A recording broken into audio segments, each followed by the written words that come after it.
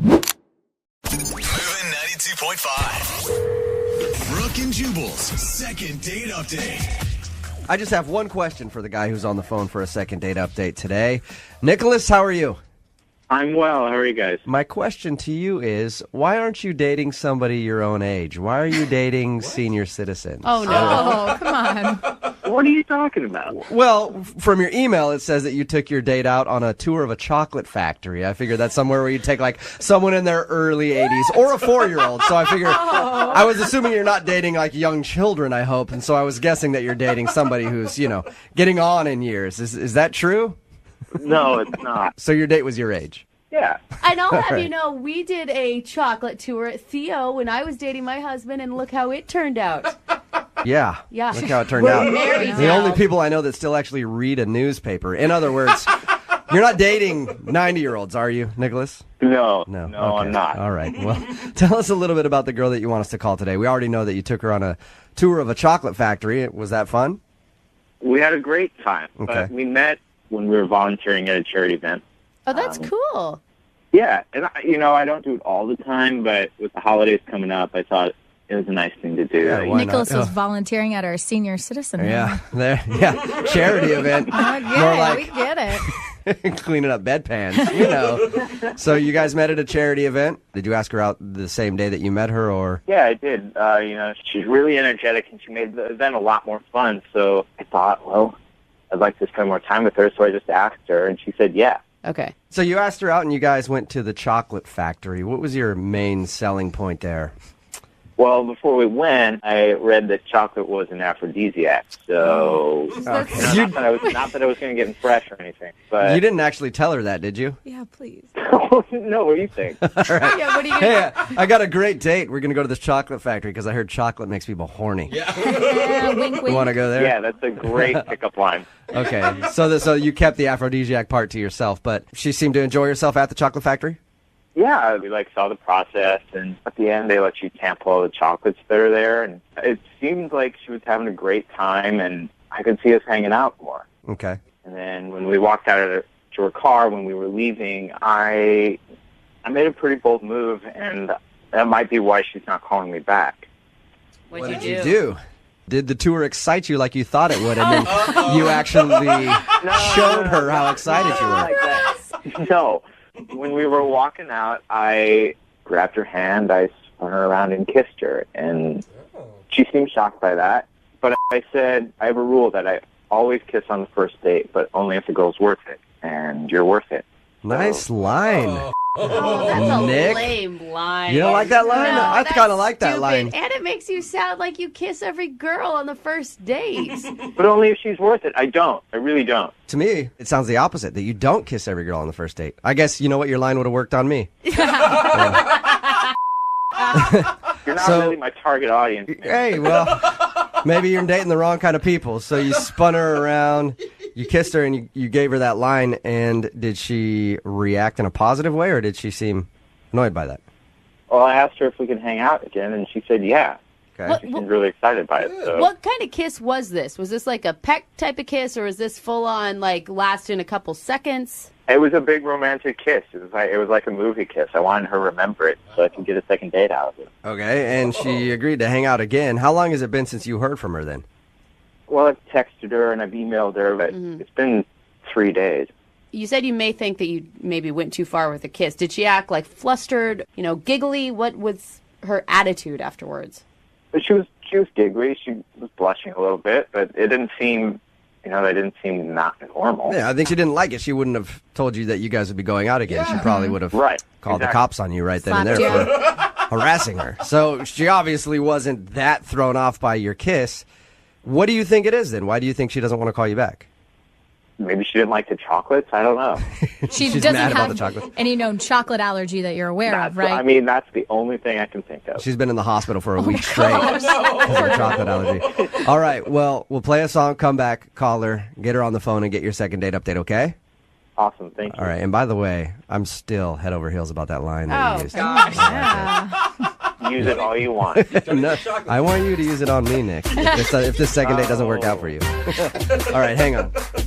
Moving 92.5. Brooke and Jubal in the mornings. Second date update. All right, Nick, here we go. You ready to call Rachel and see why she isn't getting back to you? Yeah, I am. You know what, I was thinking about it. And your whole dating experience proves to me that you just cannot please any woman out there, okay? Either you don't kiss them on a first date and they think that you're a puss, right? Or you do kiss them on a first date and they think that you're too forward. That's why, Nick, I don't even think we should do the second date. I think you need to start dating dudes. And me and you do like need him. to go out. Hey, that line that he had on her, really. It worked, dude. It worked with me, man. What do you think? Let's just blow this whole second date thing off and you and I go out. Yeah, I'm not feeling it, man. All right, well, Jeez, Strange. Jubal. now I'm let down. All right, awkward. if you're just tuning in for the second date update, Nick wants us to call a girl named Rachel. They went to a chocolate factory, had a tour, enjoyed themselves. At the end of the date, though, what he thinks might have gone wrong is he grabbed her while they were walking in the car, just turned her around and kissed her, and used his little patented line on her. What's that line again, Nick? I have a rule that I always kiss on the first date, but only if she's worth it. But only if she's worth it. And then you do the shooter hands at her. Yeah. You're worth it. Wink. Yeah, I just want to put. I don't do that. I just want to put that one out there. Oh, okay. No shooter hands. You just say it. Hey, he's texted her a couple times, hasn't heard anything back. All right, man. I'm going to dial the phone number right now, see if we can get her on the phone, and find out if that's what you did wrong, okay? Thank you. Okay, here we go.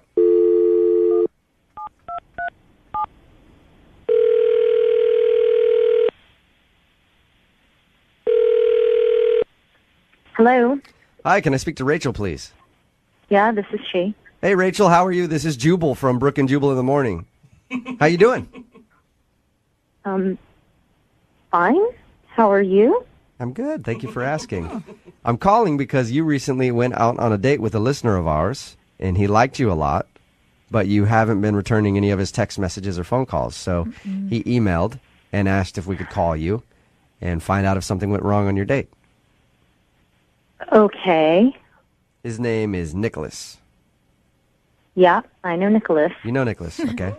Well, we talked to Nick about your date. He told us that you went to the chocolate factory and all that good stuff. And he also says that he's been trying to get a hold of you, but you're not responding to anything. Is there a reason why, or are you just busy? Listen, I'm at work, and I want to be really nice about this, so let me just say this. Nicholas seems like a really, really nice guy, and actually the chocolate factory was a really lovely thing to do. But all throughout the time that we were there, he just kept saying stuff like, oh, my ex-wife would never do this, and she would never enjoy it the way you've enjoyed it today, and that kind of thing. And He talked about his ex-wife the whole time. No. yeah, pretty much. Like every other thing that we did, he was like, oh, she would never have tried this. You're so much cooler That is than so her. Oh my annoying. gosh, that is Rachel, such a bad move. I know you're at work. Thank you very much for, Yeah, no, talking to and us. listen, he's not a bad guy. It was just kind of weird and creepy that he kept bringing her up. I had an ex-girlfriend like that, and one time we were at the drive-thru at Taco Bell, and she's like, this Taco Bell reminds me of Greg. And I was like, what? So I understand exactly how annoying that could be, especially on a first date, Rachel. Okay, so when I talk to him again, you want me to let him know that, hey, maybe don't talk about your ex-wife so much on a first date? Yeah, and then here's the other thing. And again, super nice guy, but I got home, like he dropped me off. It was very sweet. And within like minutes, there was an email that he sent me saying, oh my God, I had such a wonderful time, which is fine. But then he started to list like all these different things that he had already looked up that he wanted us to try and do together. Oh, so he was already planning the second date. He planned out the next 6 months and just went totally overboard with what he sent me in the email. So he talked about his ex-wife the whole time, and then he was a little too fast on just like, hey, man, we can do this and this and this and this. All things that my ex-wife didn't want to do. We can do all that. That's what he was like? Basically, yeah. And again, I don't want him to feel like I'm trying to slight him or snub him. I just think that he needs to pull it back a little bit, not seem quite so eager. It turned me off. Rachel, nice guy, just don't want to go out with him again. Thank you, Rachel. Appreciate you being honest with us. Yeah. And thank you for being honest with him, too, because he's actually on the other line and heard everything that you just said. Are you serious? Yeah, he is serious. Yes, I am. Oh, Hi, Rachel. Hi. I really talking about my ex-wife that much? Yeah, you really were. I'm sorry. I didn't realize I was. But honestly, everything... She wouldn't have done any of that, and I thought it was so great. No, Nicholas, stop. You're talking... Okay, I understand what you're saying, but kind of by doing that, you're talking about her again. Maybe just explain to Rachel that you cannot talk about her in the future if Rachel wanted to give you another shot. Exactly. Yeah, no, I... Just take what he said. Look, you're really, really sweet. I just think maybe you need to talk to someone about whatever feelings you haven't resolved over your ex-wife. It can't be with me, though. Nicholas, is the divorce recent? Is that why you're still so stuck on it? It was like 14 months ago. I'm not stuck on it. Okay. You You moved brought on it up on completely. the first date. And you just brought it up a second ago. Yeah. I feel like, Nicholas, maybe you're not ready to be dating. It's okay. I kind of agree with them, Nicholas. I think that maybe you need to, take some more time to get over this, because anyone who talks about their ex-wife throughout an entire date and then sends an email to someone saying, there's 3,000 things I want to do with you in the next 2 weeks, that's just kind of a bit much. Really. And I'm sorry, you guys, I'm trying so hard not to be mean because he's a nice guy. I don't want to go out with him again. Yeah. Wait, can you just stop saying you don't want to go out with me again? Because I've heard it 4 times now. And See, Nicholas, it's not really fun to hear about something over and over and over again. Yeah, but I don't think I was going over and over and over again. I don't recall that, and I didn't email you 3,000 things. I emailed you 3 things with 10 possible other things to do if those 3 things didn't work out. Oh, Nicholas. You're very organized, Nicholas. I'll give you that. I think that part's kind of sweet. Can't you say he was just excited about seeing you again? No. I just think it was a little bit too much, and I don't want to go out with you again. Stop. Sorry. Stop saying that. Poor Nicholas. I know, Rachel, you've already answered my question, but I have to ask it anyway. Would you go out with Nicholas again? We will pay for a second. Don't ask her that. You already said it. Poor Nicholas. Could try in a different language Yeah, or but something. I just wanted to make sure, Nick. Yeah, I think we've already covered the bases. I think we're all pretty sure that she doesn't want to go out. I haven't heard it from her yet, or have I not been paying attention? Come on, Jubal. So no date then, Rachel, right? Nope. Yeah. At least it wasn't the kiss that did you in. I mean, And at least Jubal wants to go on a date with Yeah. Yeah, Jubal, you free tomorrow? Send him 30 date possibilities and don't think about it. Brooke and Jubal in the morning.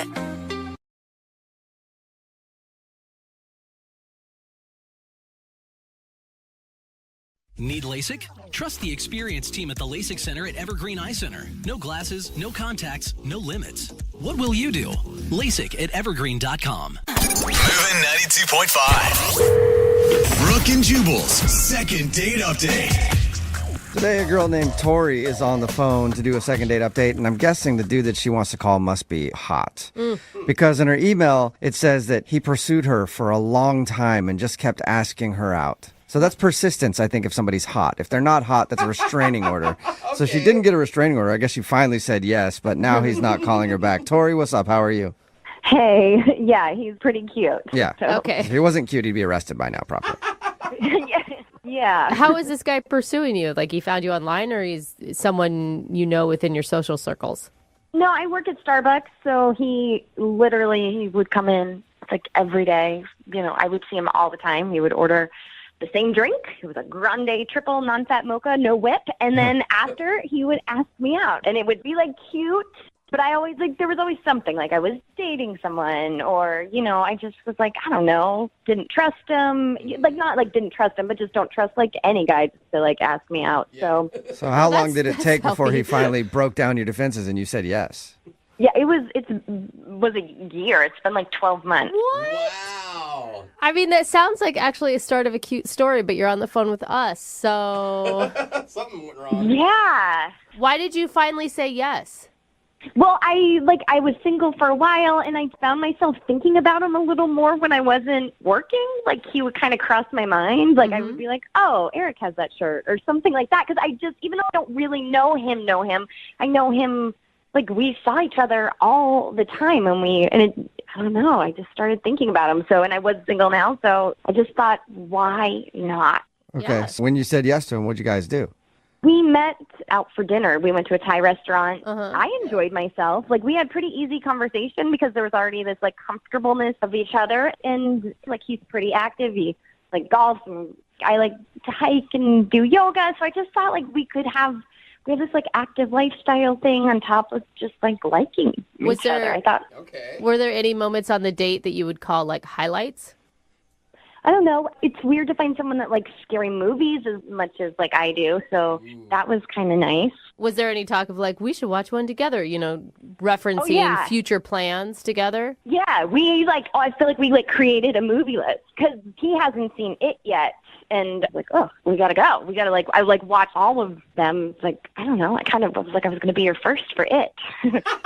Your first for it. Okay. Any low lights from your date? There was one part that now that I'm dissecting it, so I'll just tell you. We were at a Thai restaurant, and, like, I ordered something with 1 star of spicy, and he was like, whoa, what are you doing? Why are you only getting 1 star of spicy? We're at a Thai restaurant, and I was like, oh, well, I like Thai food, but I don't like spicy stuff, so that's why there's the option for that. And I didn't. That's fine. So he was judging you based on the level of spiciness that you ordered your Thai food? Yes, and he got 4 stars, which is really spicy. He, like, kept going on about my 1 star of spicy, and he's like, oh, wow, you're not adventurous as I thought you were. Wow. All right, judgy. Yeah, it didn't feel like a dig, but now, because I have no idea what else that could be, but that seems just unplausible for someone to judge someone so harshly. Right, and for someone to ask you out for an entire year, finally get the date, and then find out you only eat 1 star spicy food, and then that's the thing that makes it a no-go for him. That's why I didn't even, like, I just kind of laughed it off, because clearly your spicy food level is not like a spice of life level necessarily. How'd the date end? We had a nice hug goodbye. He kissed me on my cheek, and it was just kind of like, are we going to kiss? And that's what I felt. I was like, because I got all, like, the butterflies, and then I get really shy. I didn't want to have Thai food breath and kiss him, but I felt like there was that possibility that could happen. Anyways, and then it was just like, okay, I'll talk to you later, and that was that, and I haven't heard from him since. Yeah. And have you seen him in the store? Because he's a regular customer of yours, right? No, he hasn't come back at all. I feel like maybe something happened to him because he was in there almost every day, and I haven't seen him since. Huh. Isn't that weird? Yeah, for someone to change their coffee habits is extreme. Totally. Yeah. So, help. Yeah, we'll play a song and then come back and call him and get your second date update, okay? Well, can I ask a question before you guys do that first? Sure. So my question is, just because some of my guy friends have said this, and it's, I guess, more for Jubal, they say that I can be, like, a little annoying, like maybe I'm annoying on dates. Do you think I'm annoying? I think you got a lot of words come out of your mouth. To talk. You talk a lot. Maybe that could be annoying to some people. I mean, I don't like to talk at all, so it could be annoying to me if I were on a date with you. Oh, my God. Or it's better, because then you don't have to do any talking. But She's then got it's enough just so energy much. for both of you. We could just I both don't be know. quiet. I don't know. Yeah. Well, we'll see. So you're saying I really am annoying? I'm saying there's a potential there. Oh, my gosh. But I'm not. I don't know yet. I'd have to get to know you a little better, okay, Tori? Poor Tori. Oh, okay. Wow, I just learned a lot. Okay. I don't feel annoying. I feel like myself, and myself might be really annoying. Oh, my God. Well, You we'll find must out. be you. You're fine. Try to get him on the phone. We'll play a song and then come back and get your second date update, okay? Okay. Oh, boy. All right, hang on. Moving 92.5. Brooke and Jubal in the mornings. Second date update. If you're just joining us for today's second date update, Tori is on the phone, and she went out with a dude named Eric. He asked her out almost every single day for a year. I guess she works at Starbucks, and he would come in there, ask her out. She would say no until finally one day she said yes. Aww. And they decided to go out and get some Thai food. She said that they had a fun time. Can't really think of any reason that he wouldn't be calling back. But not only is he not calling her back, he hasn't even come in to get his normal coffee order. So something clearly went wrong. Tori, I never asked you, what was his reaction like when you finally said yes to him after he'd been trying for that long? Oh, good question. He was just in shock. He's like, wait, what? Really? Say it again. Will you go out with me? And I was like, yes. Yeah. Yeah, I would imagine he thought you were joking. Like, I wouldn't have believed you. If I've been trying for that long and you finally said yes, I'd be like, wait, what changed? Yeah, you don't got to be mean about Oh it. my God, you guys, I think that's such a cute visual, too. Like, why is this guy screwing everything up by not calling you back? I don't know. Please let me know because I want to see where this could go. All right, well, I'm going to dial his phone number right now. Any last words before I do? No, thank you. Godspeed. Like, I'm like sending some prayers up that it's all good. Okay. All right. Okay. Here we go. I'm dialing his phone number right now.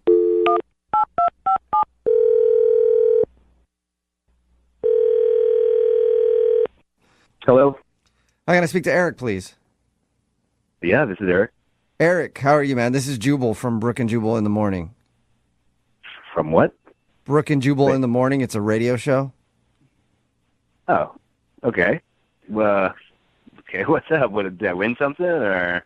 No, well, maybe. I don't know. We'll find out, I guess, in a second. Okay. Any idea why we'd be calling you? I have no clue. Okay. Well, we do a segment on our show called the Second Date Update. That's where if you go out on a date with somebody and then end up not calling them back after, they can email us to get you on the phone and find out what went wrong. So we got an email about you from one of our listeners.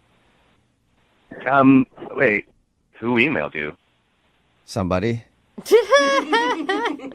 That's a dumb answer. Okay. You mean, are you going to tell me, or? Yeah, When? eventually. Hello? Oh, hey. What's up, Eric? No, the person who emailed us, her name is Tori. You know her probably pretty well because I guess you've asked her out like almost every day for an entire year. Oh, okay. She told you that? Yep, she did. She told us that, and she told us about your date. She also told us that you're not returning any of her phone calls, and you haven't even come into the coffee shop since you guys went out. Yeah, I had to switch where I get my coffee. You know, you go out on a date with somebody, and then it's kind of up in the air whether it went well or not, and it just is awkward to see them the next day if you're kind of on the fence about them. So What? You asked this girl Yeah. out every day for an entire year, and in one dinner, suddenly you don't even want to see her again? I didn't say I didn't want to see her again. I'm not sure about it. Well, Okay, so you're not sure if you're feeling her anymore after you guys went out. Yeah, no, I'm not. I'm just not sure. I mean, Why? Is there anything specific? yeah, I don't know. It's different when you kind of meet somebody in one environment and then you hang out with them in a different environment. They just don't seem to be the same person. Or I mean, I don't know. In this case, at least. But I mean, like, don't you feel like you knew her pretty well, even though you guys had only hung out at the coffee shop? Like, seeing her every day for a whole year seems like you'd have a pretty good grasp on what type of person she was. No, absolutely. I mean, I thought I did as well, but it's just a different dynamic there because, you know, it's like I'm not sitting down and having a conversation really with her. I'm ordering my coffee, small chit-chat, you know, how's things, way to go out with me? No. And then I'm on my way. I mean, that's kind of how it went for a year. So You know what I mean? What was the change when you were hung out with her for a long period of time that you didn't like? Oh, man, I don't want to be mean, but she talked a lot. Listen, it was like just sitting there. It was more like a monologue than a dialogue with her. You know, I mean, I was very tempted at one point just to be like, "Come up for air, please." So you just felt like she talks way too much to hang out with? I mean, yeah, it just you couldn't get a word in edgewise. And I mean, I'm interested in everything that you was saying, but you know, you'd think that there'd be just a little bit more give and take. And I just don't know that if I can hang out with somebody that uses that many words. Oh my God. Just in general. Yeah, come on. You got to give her a break, though. I mean, she's probably amped up. She's nervous. A lot of people, including myself, when you get nervous, you talk even more than you normally do. Like, she probably had a different type of energy on a first date than she would in normal life. Yeah, I've kind of taken that into consideration. That's why I'm kind of on the fence about it. I'm not writing her off. I'm just literally thinking, can I handle this amount of just talking? We did talk to her about your date, and I will say I'm kind of on the same page with you. Yeah, a lot of words, coming out of her mouth. Lots. Yeah, okay. At a fast pace, too. Yeah. She speaks very quickly. Be kind. She sounds fun. She sounds nice. She sounds energetic. She sounds positive. Tiring. Sounds tiring to me. She had a lot of positive things to say about you, Eric, and from her description, it sounded like she really listened when you did talk. She did, and she is. I mean, again, this is why I'm on the fence. She was just like you said. She was all those things: sweet and kind and nice and attentive. I mean, but it's exhausting. Well, if you think you're exhausted just thinking about it, she's actually on the other line and wants to talk to you or talk at you. I'm not sure. Holy really? Yeah. No. Tori, are you still there? What? Hi. Oh. Yeah, Oh. I'm right Hello? here, Eric. Hi, Eric. Hi. Hey. I heard all Yeah. that. Oh my gosh. Look, I'm sorry. I'm not trying to be mean. No, I thought you were probably less mean than maybe other people on this phone conversation. But I didn't realize that I talk so much. So I'm sorry. It is a first date thing, and I'm used to just talking to people at the store a lot, and I got in my head about it, and I can totally not talk right now. I just want to let you know where I'm coming from. We're talking, and then when I wasn't talking, there was silence, so I just felt like I needed to talk more. But even though I did feel like we had a great conversation, so I'm sorry that I dominated it. I want to hear what you say. Okay. Because I can show you. I don't have to talk. Yeah, I mean, I don't want you to not talk, or I want you to be yourself. It's just, No, right. I totally get that. I think when I like someone, I just love gosh, I feel so stupid. I just really like sharing, and finding more things we have in common. So I think it's just because I was excited and we had seen each other so much, and now it was finally happening. So it was kind of a lot riding on it. I don't want to talk too much right now, so let me know if I'm talking too much. But I do just want to explain myself. So that's why I am talking. It's hard because I want you to understand where I'm coming from, but I also I can't tell if I'm talking too much right now because you're not saying anything. Yeah, is Eric still on the phone? Are you even still there anymore, Eric? Yeah, I'm here. Yeah. What are you thinking right now? I'm thinking she talks a lot. Oh my God. Come on, you got to cut her some slack, Eric. I mean, she just heard some pretty harsh things about herself, and she didn't come in angry. She came in understanding. Nervous, excited. That's true. I mean, that's why I asked her out. I mean, she's nice, she's pretty, Aww. But I didn't expect the word load to be, like that heavy. Oh my gosh. I never knew it was going to be this personal. Because, okay, so I think that I just need to not talk right now and let Jubal handle it from here.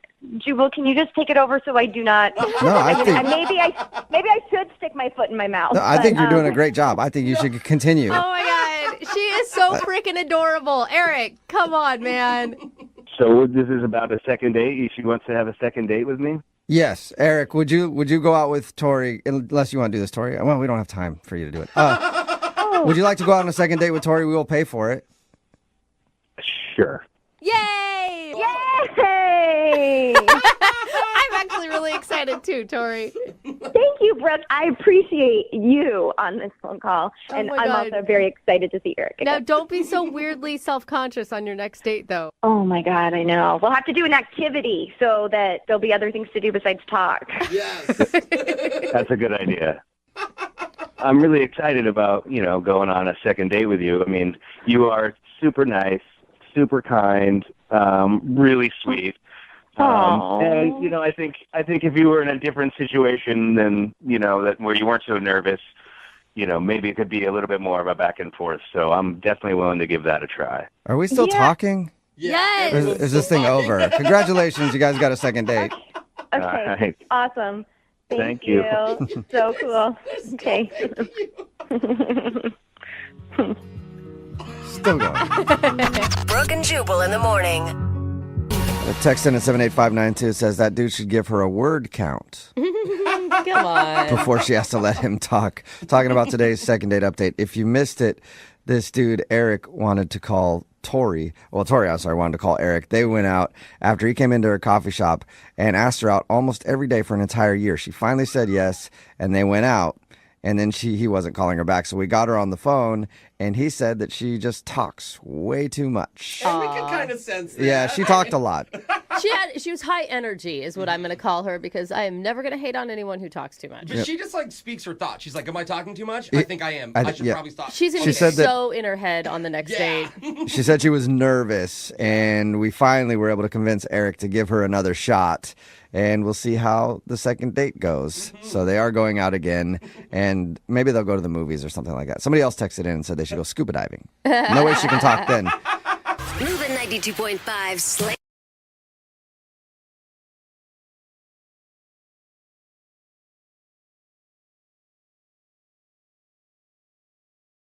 Moving 92.5. Brooke and Jubal's second date update. Today's second dater met the girl that he wants to call back in an acting class.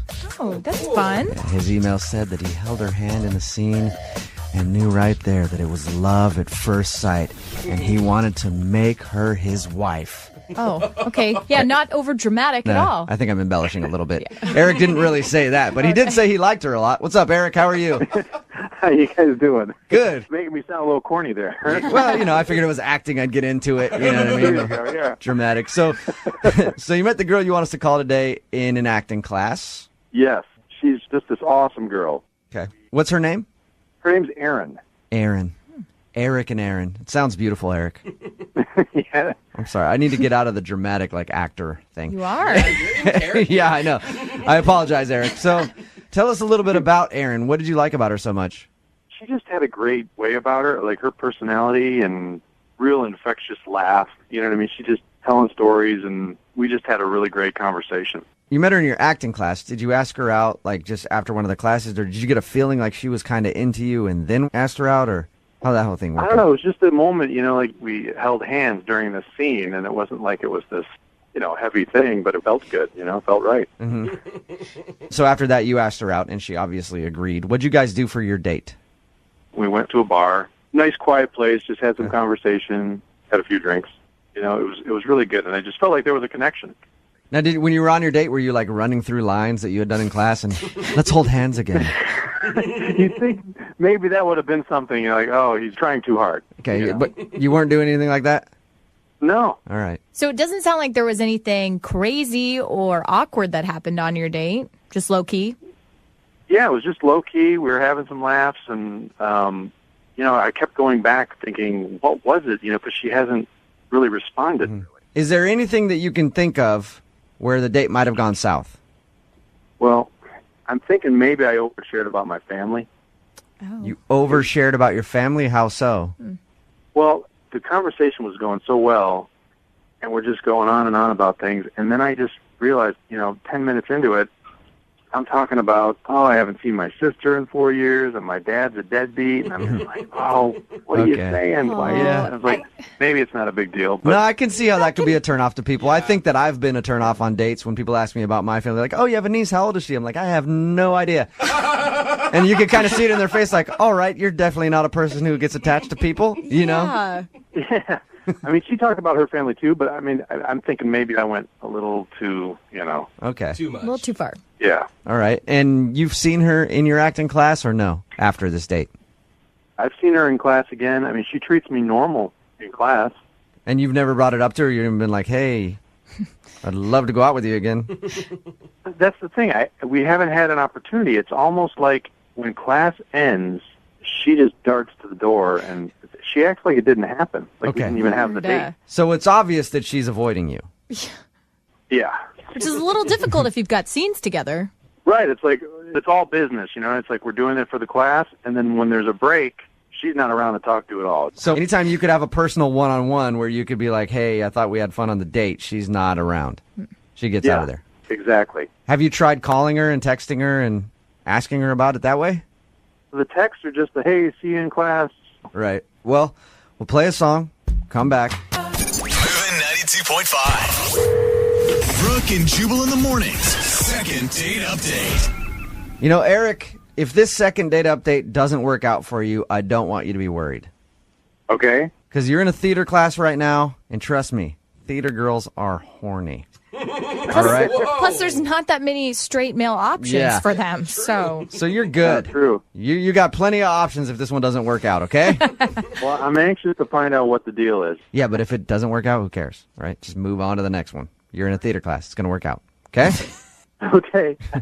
I'll just move on. It's all right. move on to the understudy. Yeah. Here you go. If you're just tuning in, Eric met Erin in his theater class. They did a couple scenes together. He felt the moment was right, asked her out for a drink. They went out and had drinks. Nothing really crazy happened, but she's not calling him back. They do see each other in class, and they perform scenes together and stuff, but other than that, she doesn't really talk to him. No.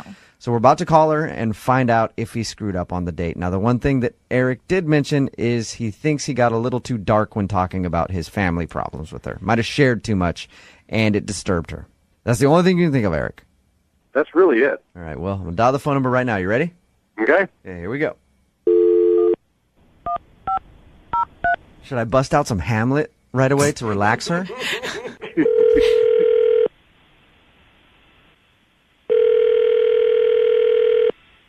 Hello? Hi, may I speak to Erin? This is Erin. Hey, Erin, how are you? This is Jubal from Brooke and Jubal in the Morning. Hi. Hi. How are you? What's going on? Not much. Any idea why I might be calling you? No, not really. A guy recently emailed us about you, Erin. Okay, his name is Eric. Oh. So you know Eric. He's in your acting class and everything. Yeah, you know Eric? We do now because he emailed us and asked us to call you. Oh, okay. Do you want to tell us why you don't want to go on a second date with Eric? He has issues. Oh. What? Like, you mean family issues? He told you all that? Yeah, he told us all about your date. He says you guys went out for drinks and had a good time, but he does feel like on your date he may have overshared a little too much information about his family. And that's what I'm assuming you're talking about with issues. No, that wasn't the problem, actually. I mean, it wasn't a turn-on, but it wasn't the issue. It wasn't a turn on. Tell me more about your bad father. That's awesome. Get out of here. What do you mean he had issues then, Erin? Basically, the biggest turn-off to me is what he did on the date, what he said over and over. What did he say over and over?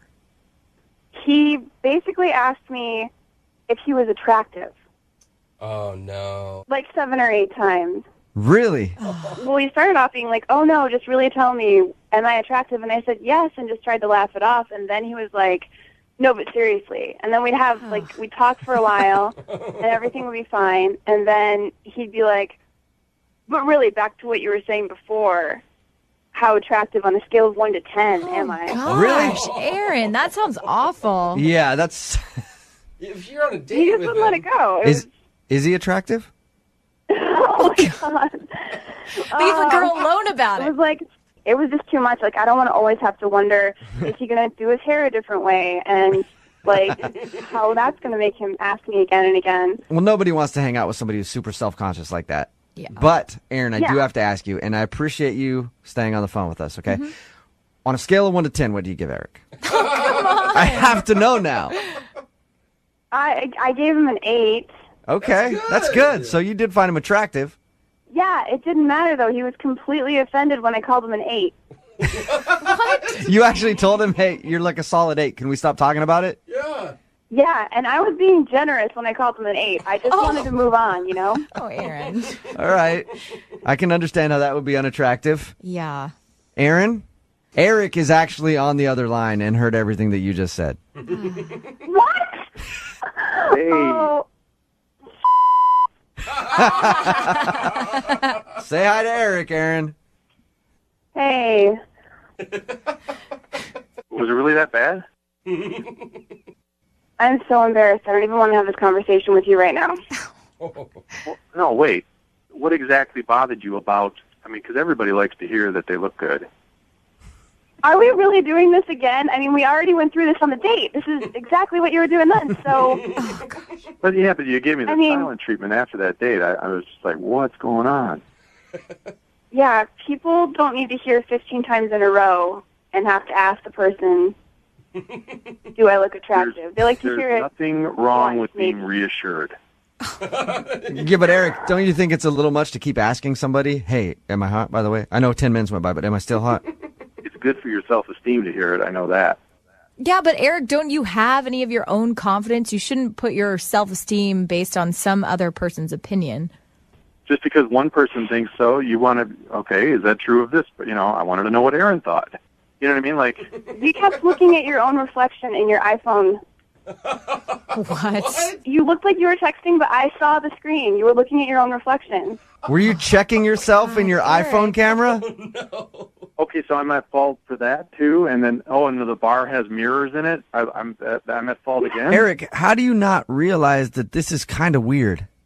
I'm just blown away at how this has gone way out of proportion. Like, I asked a couple times on a date how I looked, and now it's like spiraled into this. And then I asked you about it afterwards and tried to follow up, and I got nothing from you. So You called me on the radio, right? You wanted to know that bad, and you're not taking it well. Maybe that's why I didn't want to tell you in the first place.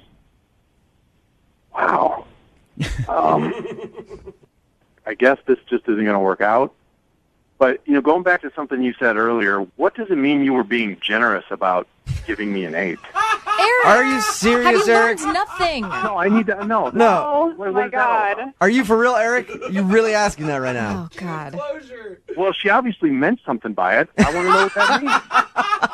Jeez, What's the real number? I feel like Eric doesn't even need to go out on dates with other people. Oh, my God. Wow. Hey, at this point, I would love to ask you guys if you'll go out on a second date. Oh, God. I will pay for it. Aaron, would you go out with Eric again?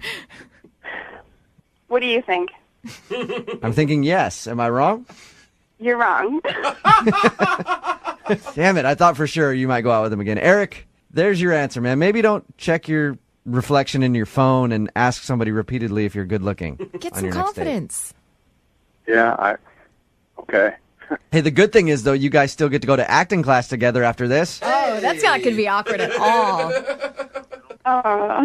And if anybody's curious, I give this second date like a 3. If you're just joining us for the second date, Amanda is on the phone today. She wants to call a guy named Eric. They met at a golf course. She works there as the bartender, and he asked her out. They ended up going out to dinner. At the end of the night, she got a kiss on the cheek and hasn't heard a word from him since. The only thing that she can think of that went wrong on their date was in the middle of it, at some point, she accidentally dropped that she knew where he lived because she looked up his information in the golf course database, and he seemed kind of weirded out by that. So she's definitely a stalker. We do know that. And I'm assuming that she's ready to do the second date update right now on the phone in a crawl space in his house. So, Amanda, do you want to do the second date update, or you want to just walk downstairs and see if he's there and pass the phone over to him? I don't know. Hold on. Let me have a minute to decide. Yeah. All right. Dude, I don't think you should feel bad about that. I would always look up information before I went on a date. I mean, I think that's just normal. Okay. Well, I'm going to dial his phone number right now, get him on the phone, and get your second date. Okay. Here we go.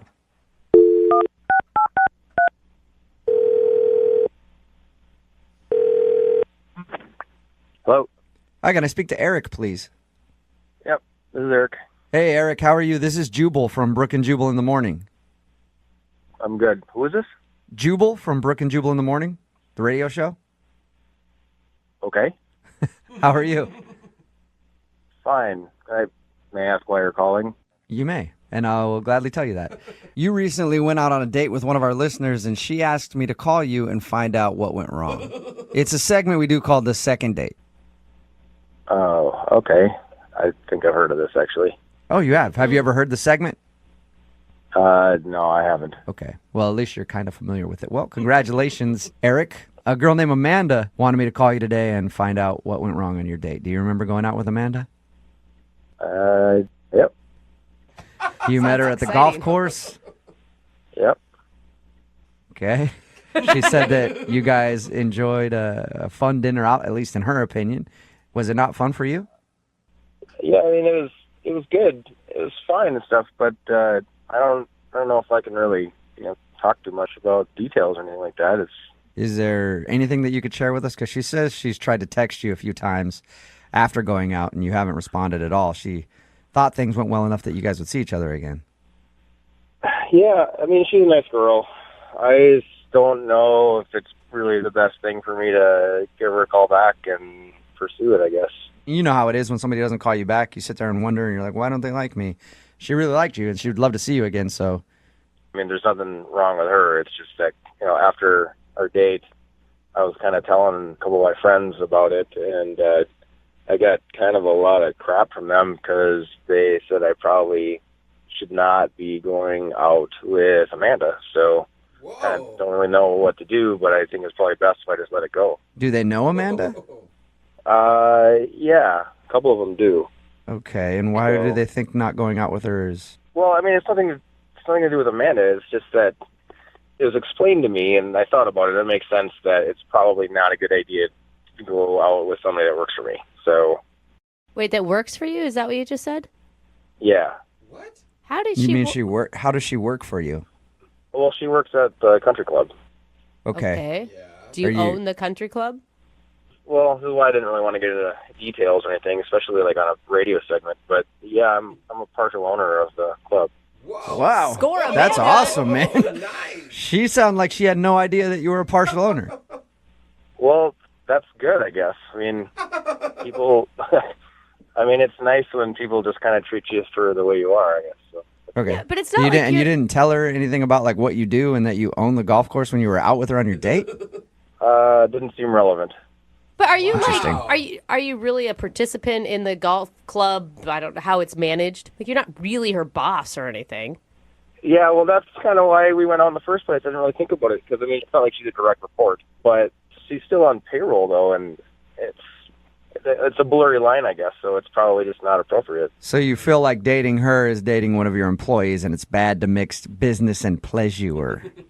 Yeah, I mean, I kind of still struggle with this a little bit, because it seems like it's a blurry line, gray line, and it might be okay and stuff, but my friends were pretty adamant about this not being okay. Are your friends also owners? I mean, are they your business partners, or are they just friends giving advice? They're just friends. They don't have anything to do with it, but, I tend to take their opinions pretty heavily, so. Oh, man. Did you like going out with her, though? I did. I really liked her, actually. Okay, so why not break a rule then?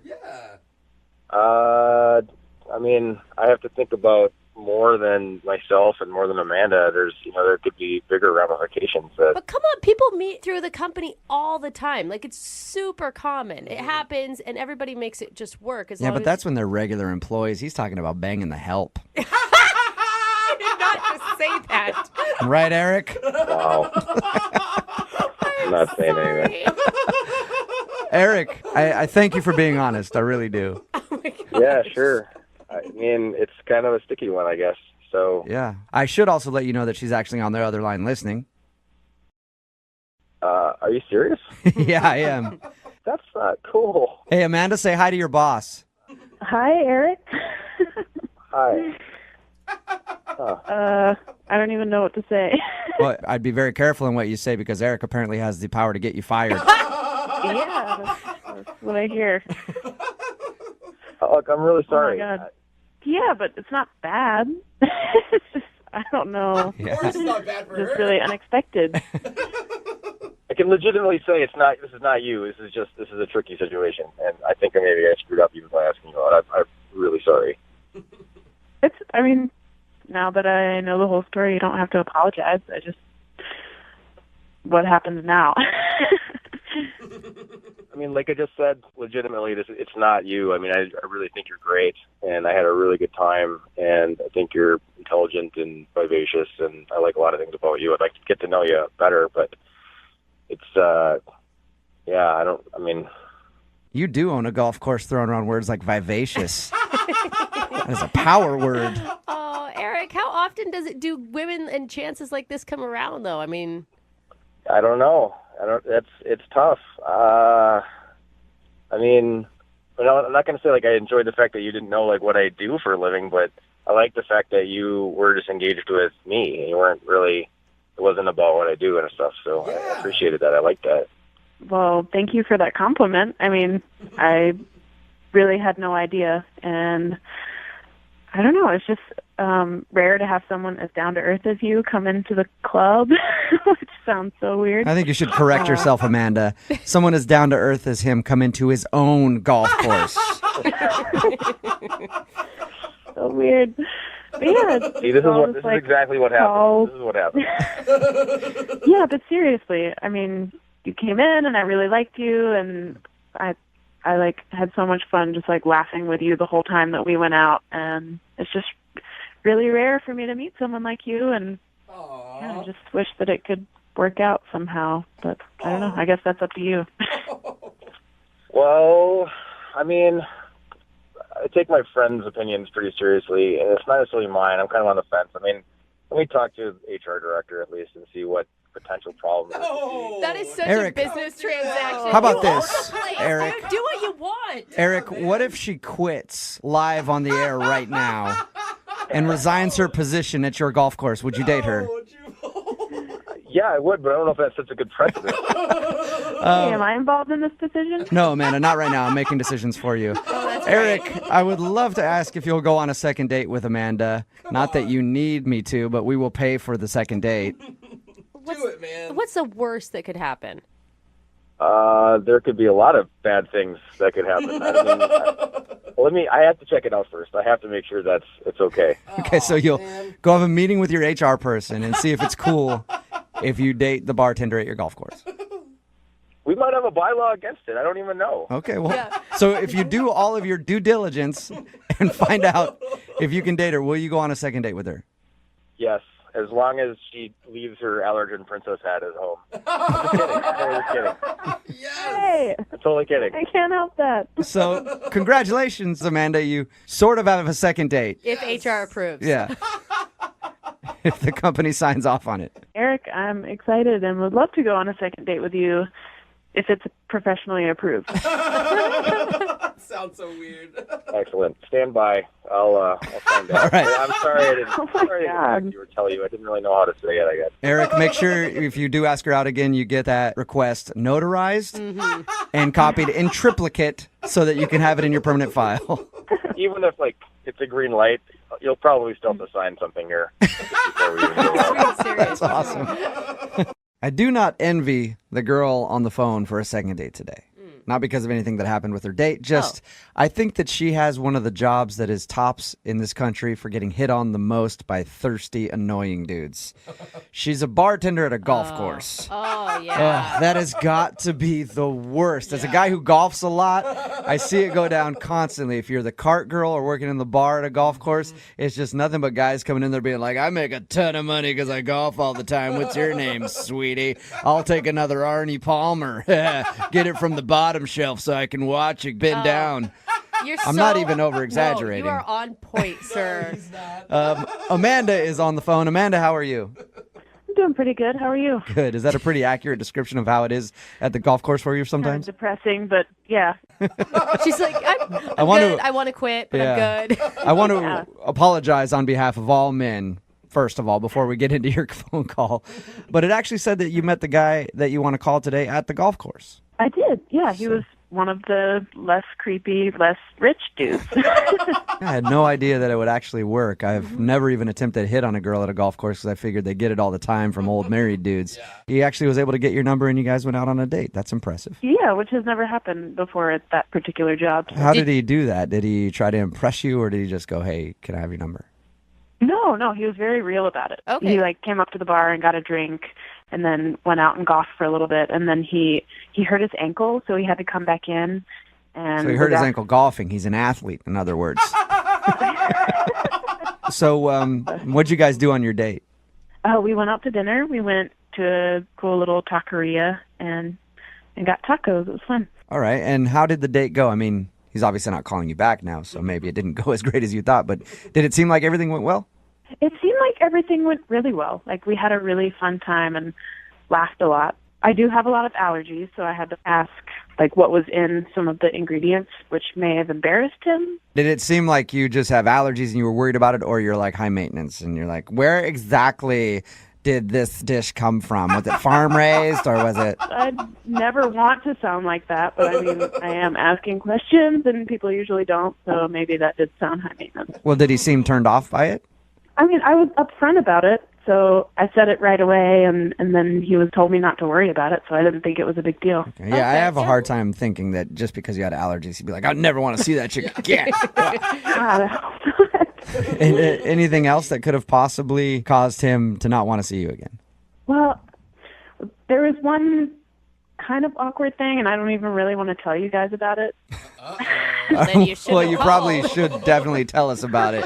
If we're trying to dissect this date and figure out why the dude's not calling you back, that might be an important piece of information. It's going to seem weird, but it's really not that weird. Okay. Heard it all. So what is it? Well, I have access to the golf course's system, so I can see people's addresses, and I don't know, I just typed his name in really quick, and the only thing that came up was his address, and I just happened to remember what part of town it was in, and I was like, oh, cool. But I asked him if he liked living in that area, and he gave me a really weird look, and then I realized, oh my God, maybe that, I don't know, because there's really no other way for me to have known. Did you So it's almost like you Facebook stalked him without him knowing, and then was like, hey, I saw you were out at this bar last week. How was it? And he had no idea. Is that kind of what it was like? Kind of. I hadn't compared it to that in my mind, but a little worse. So Yeah, worse. It's like dating someone from a bank and the person looking up your banking information. it's not that bad. I don't know. I did come clean, though, and I told him why I knew that. Okay. Because I just wanted to be honest with him.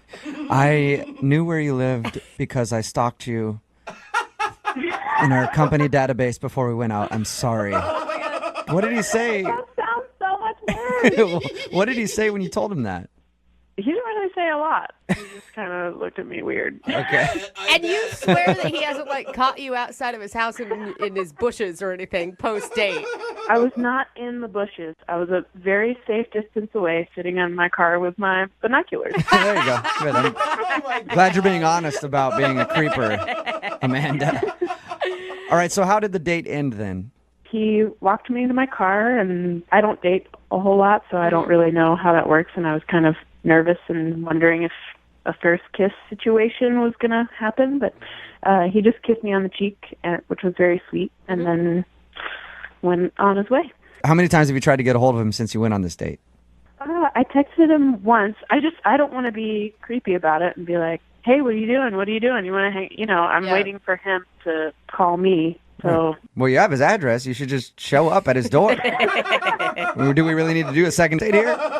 That's a great idea. I'll do that tonight. All right. Well, we'll play a song, come back, call him, and get your second date, okay? Thank you. All right, hang on.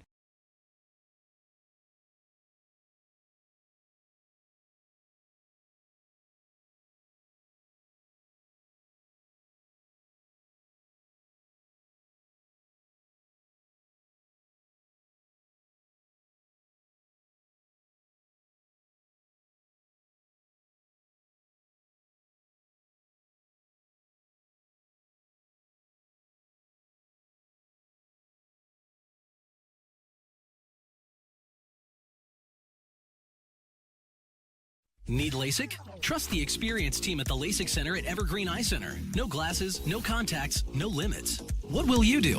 LASIK at evergreen.com. Moving 92.5. Brooke and Jubal's second date update. What do you do when you have a crush on a coworker? I mean, you could set them up to get fired so they're no longer a coworker, and then it's easier to ask them out. What? No, that's. I've tried that in the past, but that hasn't worked very well when they found out I was the reason they got fired. But Dana, who's on the phone for a second date update right now, has a crush on her coworker. Oh, I love that. And apparently, she actually went out on a date with him. What's up, Dana? Hey, what's up? Oh, that's Not awesome. much. Is it somebody that works in the same department as you? Actually, we work in the same company, but he's on a different floor in a totally different department. So we don't really work together, just at the same company. Okay, cool. Okay. Well, your email said that you found an ingenious way to get him to go out with you without really asking him out. What does that mean? Okay, well, we had a work function, an event, and I went up to him and introduced myself, and we exchanged numbers. And I have a really big crush on him, but I really didn't know what to do, how to call him or have him ask me out. So, I don't know what to do.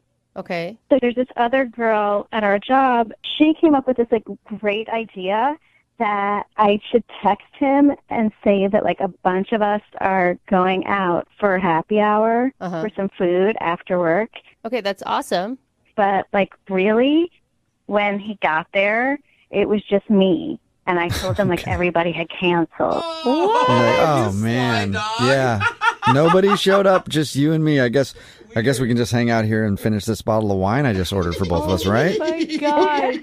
Something like that, yeah. Dude, were you nervous when you were sitting there that he could find out your big ploy? I was shaking. I was so nervous that, like, I didn't know what else to do. So Did he figure you out?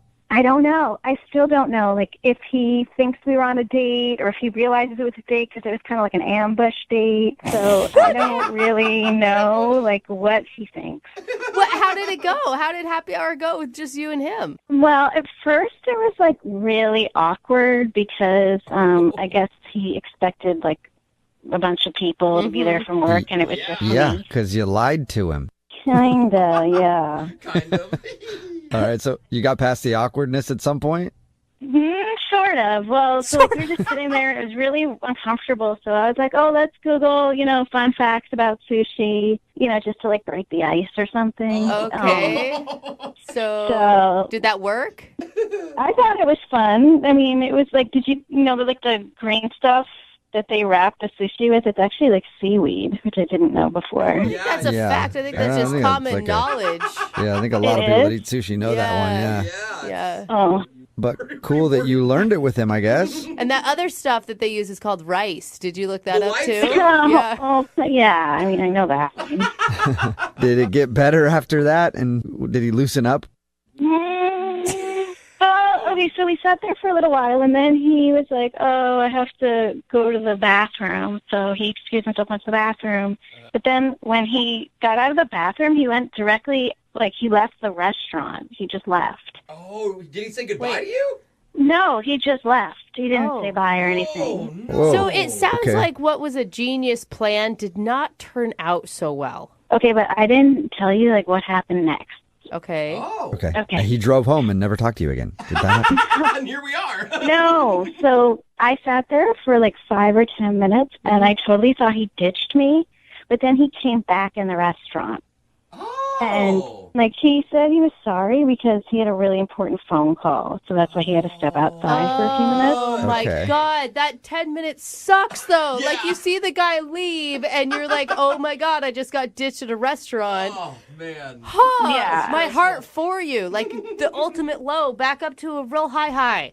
Yeah, I was, like, almost in tears, like, sitting there. I totally thought he had ditched me, but he came back, and so then he was like, oh, well, he said he forgot his wallet at home and asked me if I could drive him home. Oh, so you had to pay for everything, too.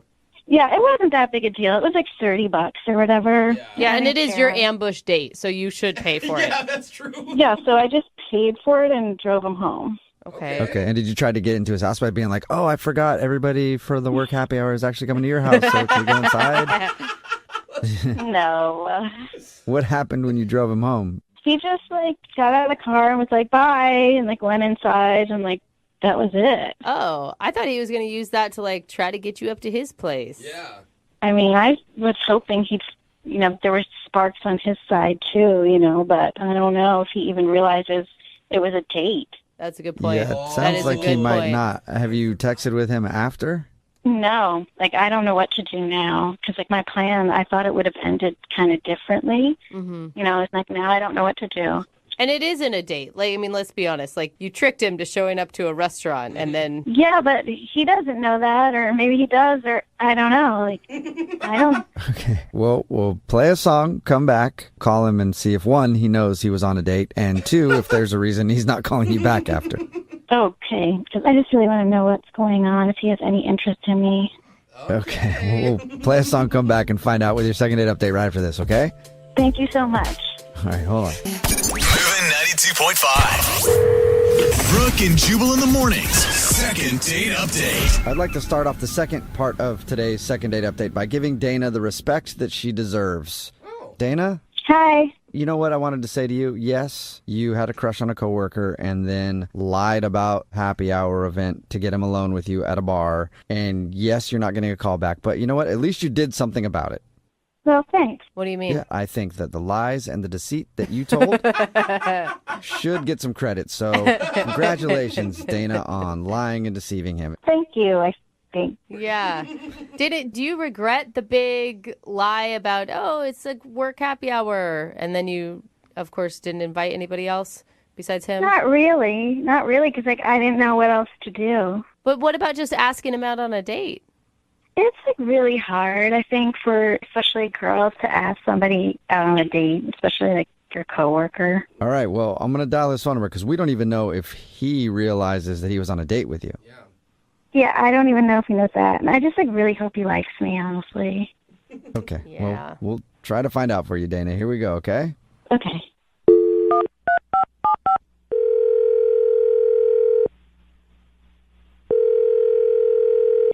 Hello? Hi, is this Ben? This is? Who is this? Ben, what's up, dude? How are you? This is Jubal from Brooke and Jubal in the morning. Are you serious? I am serious. Am I on the radio right now? Maybe, I don't know. Is this Ben? Hi, Ben. Hi. Why are you guys calling me? Good question. Well, I'm calling you because somebody emailed us to do a second date update on you. I don't know what a second date update is, I guess. You don't? No. No, you're missing. Okay. Well, You're it sounded missing like you listened to the show, but we do that a lot. You never heard it? I'm a fan of the prank phone calls. Those are hilarious. Okay. But I don't Okay. think I've heard of the date thing. Well, the date thing is called a second date update. So you went on a date with somebody and now you're not calling them back, basically. Oh, yeah. I think I may have heard of this before or heard one of these. Okay. Well, now you're the star of one, Ben. Yay, Ben. It's your time to shine. Oh, man. I can't believe it. So, do you know who might want to get in touch with you? No, I don't have any idea. No. What about with a coworker of yours named Dana? Oh, man. Do you know who we're talking about? Oh, yes, I do know. Yes, I now know what you're talking about. Yes, Okay. that was an interesting night. So wait, All you right. knew that it Did was you a know date? it was a date? I thought that it was a really awkward time, to be honest with you. What were you thinking when you got there and nobody else was showing up? It was just you and her. Yeah, I got there and no one else was there, and she said that everybody canceled. And I could just tell the way that she said that not everybody canceled and that she had just kind of lied to get me there. Oh, so you And knew. You knew it was a setup by her. At that moment, yeah, it was kind of obvious. There was a table for two waiting for us, and just the way that I didn't even think about that. Yeah. just the way Okay, that she so- said that the people canceled, I could tell that it wasn't real. Not everybody's going to cancel, and so it kind of was just painfully obvious that we were now sort of on a forced date. Yeah, but you All right, you had so- exchanged numbers with this girl. You said that she was nice and that maybe kind of attractive. The thing is, if she would have just texted me and asked me out, I would have gone out. But I felt so weird that I was tricked. And then all I'm thinking about is she lied to get me here. What else is she capable of? It's kind of crazy, I just felt it just totally threw me off. I mean, at one moment she said that she thought you ditched her at the restaurant because you left. You got up to go to the bathroom and then you went outside. Yeah, at one point it was really awkward, so I didn't know what to say, and I was kind of angry that I got duped. So I ate my sushi just really fast because we weren't talking, and she still had a whole plate of it. So I said, hold on, I'm just going to go to the bathroom, and just excused myself, and then went in the bathroom and put cold water on my face and thought about what is going on. And then I kind of walked out of the restaurant, and I didn't even say goodbye to her. I just was, like I said, I was a little mad. And I got outside. I was going to take a cab home, and I realized I forgot my wallet. And I was like, oh, my gosh. And I didn't know what else to do. I didn't want to walk home, so I just walked back into the restaurant, and I told her that I had an emergency, and I had to take a call, and it was fine. But now I'm back, but I forgot my wallet. I don't know. It was just, I was trying to put the whole thing out of its misery. It just felt so awkward, and I thought that she would want that too. But So you came back to the restaurant just because you needed a ride home? You didn't have a change of heart, really. Kind of embarrassingly, yes. That's the only Oh my reason. God. So the emergency phone call and all of that was a lie. You just couldn't escape like you wanted to. Your escape route was ruined. It was excruciating. I had to escape, but right. And then I failed at escaping and had to crawl back pathetically. Man, there's a lot of lies built into this one outing for you two. Since we're getting all of our lies out in the open, I have to let you know that I lied, and she's actually on the other line listening and wants to talk to you. Are you serious? Yes, I am. Hi, Ben. Oh my gosh. Hello, Dana. Hi. So you heard what I had to say about the night? Yeah, I did. I mean, I didn't really appreciate you lying to me. That was a very weird situation to put me in. Yeah, but now I just found out you lied to me. Yeah, but I only lied to you because you lied to me first, and I was trying to fix it. Yeah, but I only lied to you because I didn't know what else to do, and it's like really hard to like ask somebody on a date. And so I had good intentions, but it sounds like when you lied, you did not have good intentions, and you were just trying to leave. I mean, I was trying to get home. Felt really awkward, and if that makes me a bad person, I mean, you told me there was a work function, and then there was no one there. Well, I'm from work. That's true. She didn't lie about that. Yeah, but Dana, are you like saying that you're mad at him for lying about trying to leave? Oh, yeah, I am a little bothered that he lied, but it doesn't change the fact that, like, I actually had, like, a nice time, even though it was a little awkward, and I don't know, like, the fun facts about sushi I thought was, like, cool, and... The fun facts were not cool. It was forced and weird. Anyone that eats sushi would know those already. Okay, but you guys, to Dana's defense, now I think that the lying is awful and I don't think anybody should ever do it. But she obviously really liked you. She was super nervous on how to ask you out. She didn't do it the right way. In retrospect, can't you give her like a little bit of slack on this one? Yeah, I guess I could. See? Good. Dana, I think you're really nice, and I really appreciated the ride home. And I actually thought the ride home was pretty fun. Well, there you go. You did? Yeah. And your car was really clean, which I thought was great. Awesome. Okay, I think that's a Well, see, you do like something about her, Ben. She's got a clean car. Wow, what a compliment. Something that we're all searching for in life. There you go. And it actually smelled really good, too. Oh, thanks. I got this new air freshener, and I do try and keep my car, like, really clean, so thank you. Yeah, it was nice. Now we're clicking. Nice. All right, well, how about this then? Would you guys like to go out on a second date? Because it sounds like things are really clicking now. Ben, would you like to go out with Dana one more time? We'll pay for it. You know, I think that I would be down to go one more time. Aw. On like a date. That is really kind of you to give her a second chance. Yeah, but I think it's only fair if she asks me out for real, with no strings attached, no lies, just straight up ask me out. Oh. Dana, do you want to ask Ben out, like on an official date right now? Yeah, I guess I can do that. Ben, would you like to go out on a date with me that maybe could end in a kiss? Whoa, a very kiss. forward, All right. Dana. You're planning ahead, girl. You firecracker. I would like that, Dana. Yeah. Wow. Yay. Oh my God. I did not think that this was going to be so cute. That was actually really cute, Dana. You should have done that in the very beginning. I don't know what to say. I'm feeling a little nervous again, sorry. Yeah. We can tell. Thank you so much, Ben, for giving me another chance. Aw. No problem. I'm actually excited about it now that it's done. Okay. Well, congratulations, you two, on the date and for being the most awkward second date update we've ever had. Good point. Thanks a lot, Thank you guys. guys so much. Thank you. Thank you. Yeah, you're welcome. Brooke and Jubal in the morning. Text in at 78592. It says it's going to be even more awkward at their office when they break up. It's Brooke and Jubal in the morning talking about today's second date update. If you missed it, Dana wanted to call Ben. Dana lied to Ben to get a date with him.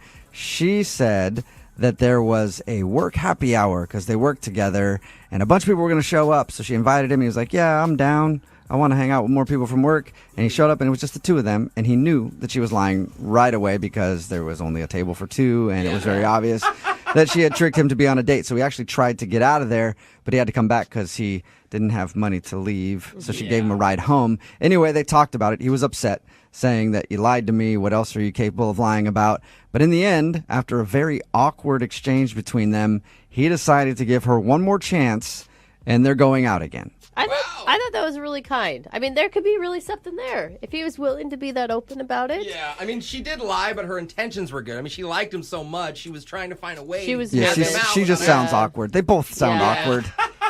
So maybe they've found the one for each of them. And they bonded over the fact that her car was really clean. That's what he liked. He's like, well, your car was super clean when you gave me a ride home, so I guess I'll go out with you again. You know what? They both sound like the person at work that you try to avoid in the break room. Yeah. Because you're going to get into a really long, weird, boring conversation.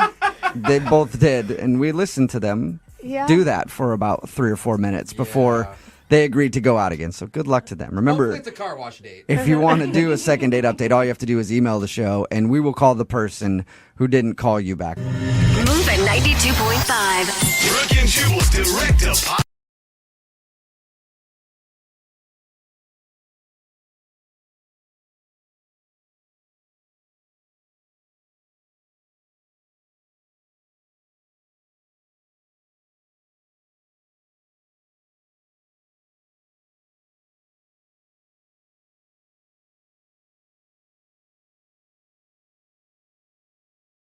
Amy, are you a know-it-all?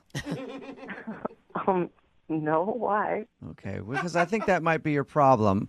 If you're just tuning in for the second date, Amy met this guy named Bryce. They were getting their oil changed. And she pointed out when we were talking to her about that she normally likes to change her own oil. And then the two of them went out to like a painting thing that they were doing at a bar. And then she talked about his art and said, he actually did a really good job. Are you a one-upper, Amy?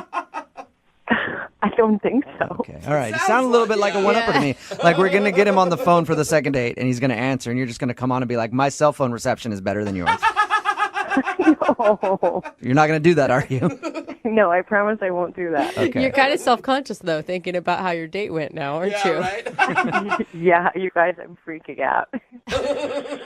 Again, Amy went out with this dude. He hasn't called her in a couple weeks. She's tried reaching out to him, and he hasn't responded at all. So we're about to get him on the phone and find out why. Is there anything else going through your mind that could be a possible reason why he's not calling you back? No, I'm really nervous now, though. Yeah, well, I'm more nervous than you are. Oh, you're one-upping her. I see what you're doing. All right, I'm going to That dial was a one-upper. I'm going to dial his phone number right now, okay? Okay. Here we go.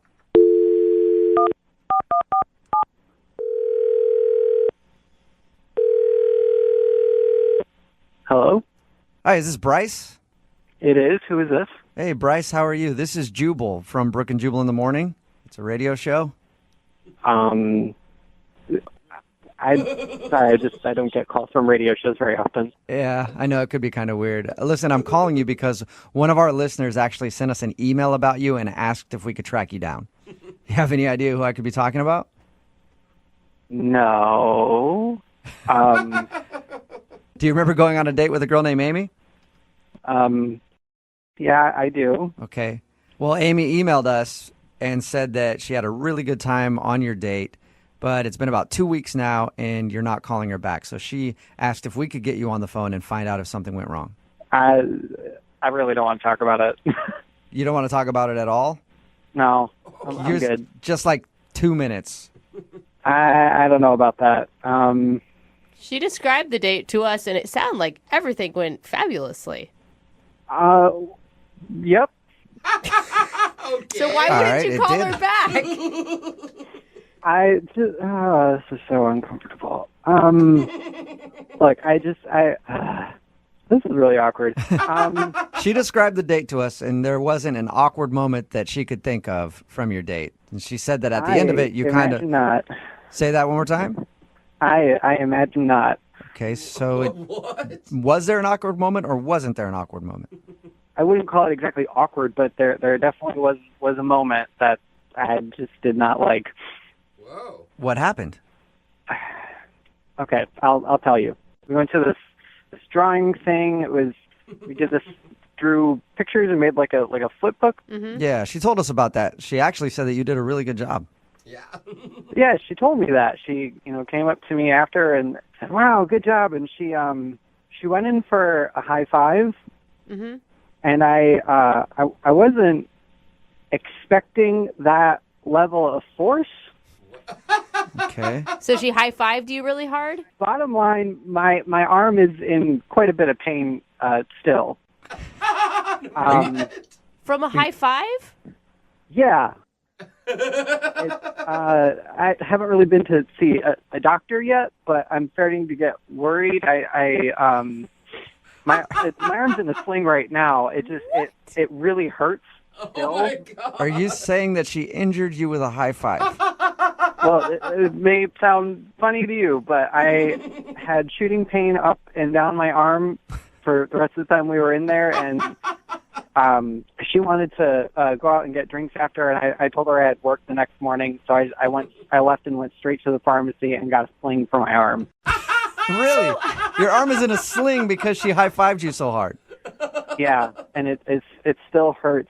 I don't know if there's nerve damage or what. But she's a nice person, but she's super aggressive, and that was a little too much for me.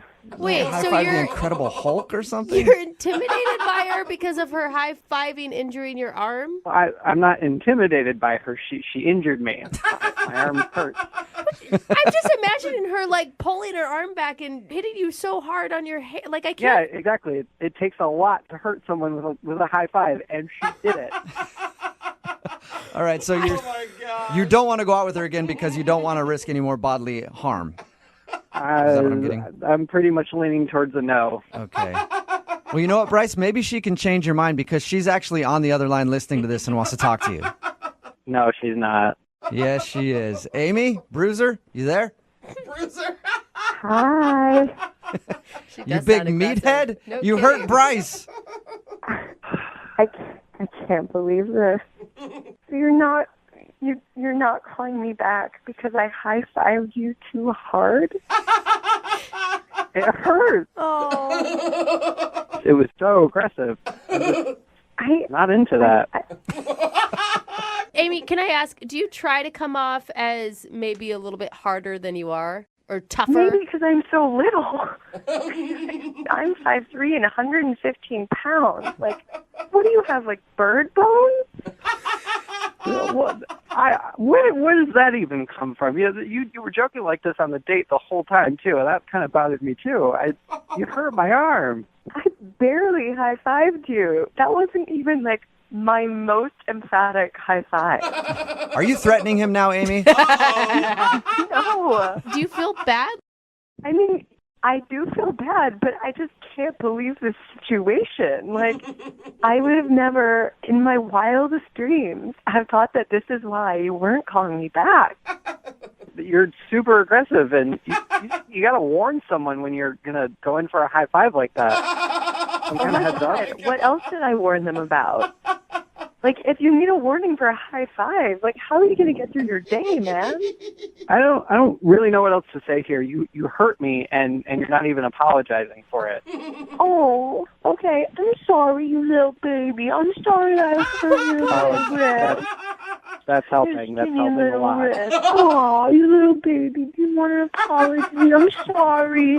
Stop bullying me. My arm hurts right now. What do you expect? If your arm hurts so much, why haven't you gone to the doctor in 2 weeks? I really wanted to believe that it wasn't that big of a deal, but it still hurt.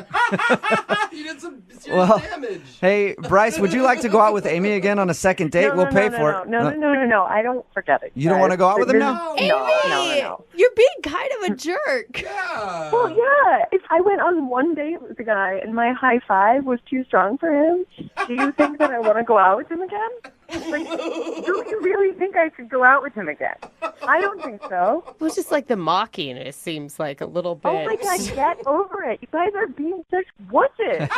I'm with you, Amy. I'm fine. If you go out on a date and they can't handle a little good-spirited bullying, I wouldn't want to go out with them either. So, Bryce, I'm assuming you're not into going out with Amy one more time? Definitely not. No, Okay. I'm really okay. All right. Go get my arm checked well, out I'm now. okay Thanks. too, Bryce. Bryce, thank you for your time. I appreciate it. You go put some ice on that arm, okay? Will do. Amy, thank you for your email. I'm sorry you didn't get a second date. Oh, I'm not. I'm just looking for a real man. So if one wanders into the radio station, call me. All right. Well, Amy, I will find you a guy who loves a little physical abuse. All right? There are some out there for sure. Gosh, that's messed up. The best way to break the ice with somebody is to get lubed up together. Whoa. Isn't Okay, that- This is already. Isn't that right, Amy? It is. It is indeed. It is. Yeah. Amy got lubed up with the guy that she went out on a date with. His name is Bryce, and I guess they met while they were getting their oil changed for their car. Oh, thank God. So did you guys meet like in the waiting room while you're getting your oil changed? Is that what happened? Yeah, it was like a movie, like a really low budget movie about two people getting their oil changed. You're really lucky. I'm always like stuck in there with some old dude that loves the popcorn too much. Yeah, right. Yeah. Well, I actually usually change my own oil, but I had a really busy week that week, and so I was like, all right, like lap of luxury, I'll go have someone do it for me. All right. How'd you guys strike up a conversation? Oh, I kind of like noticed him looking at me, and when you're the only two people in a waiting room, it was like first thing in the morning, so there weren't like a ton of people, and I don't know, it's just like a friendly vibe. So we started talking, and I thought he was really cute and like easygoing, and like the guy who like didn't know a lot about cars, but was like he was kind of trying. Like I like cars, my dad taught me about them, and I was kind of like giving him a hard time. So you're basically just emasculating him, being like, you don't know what you're saying. I changed my own oil. I'm only here because I didn't have time today. What about you, chump?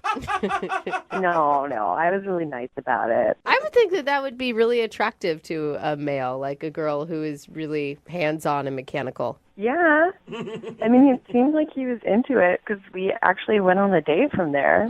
Like straight from the oil change place? Well, no, but like we gave each other phone numbers. We went out like 2 days later. Okay, I thought you just left straight from there.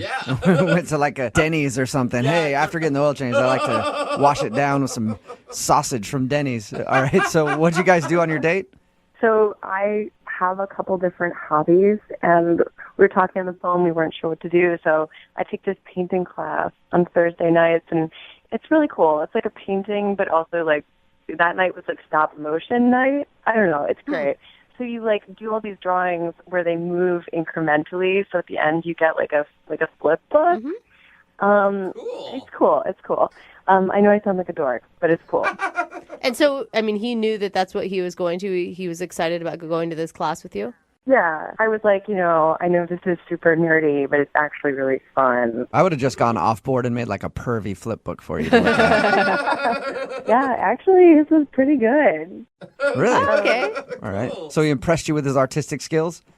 He did indeed. His sensitivity and his artistic skills. He showed me what he's working on at the end of class, and it was really good for a first-timer.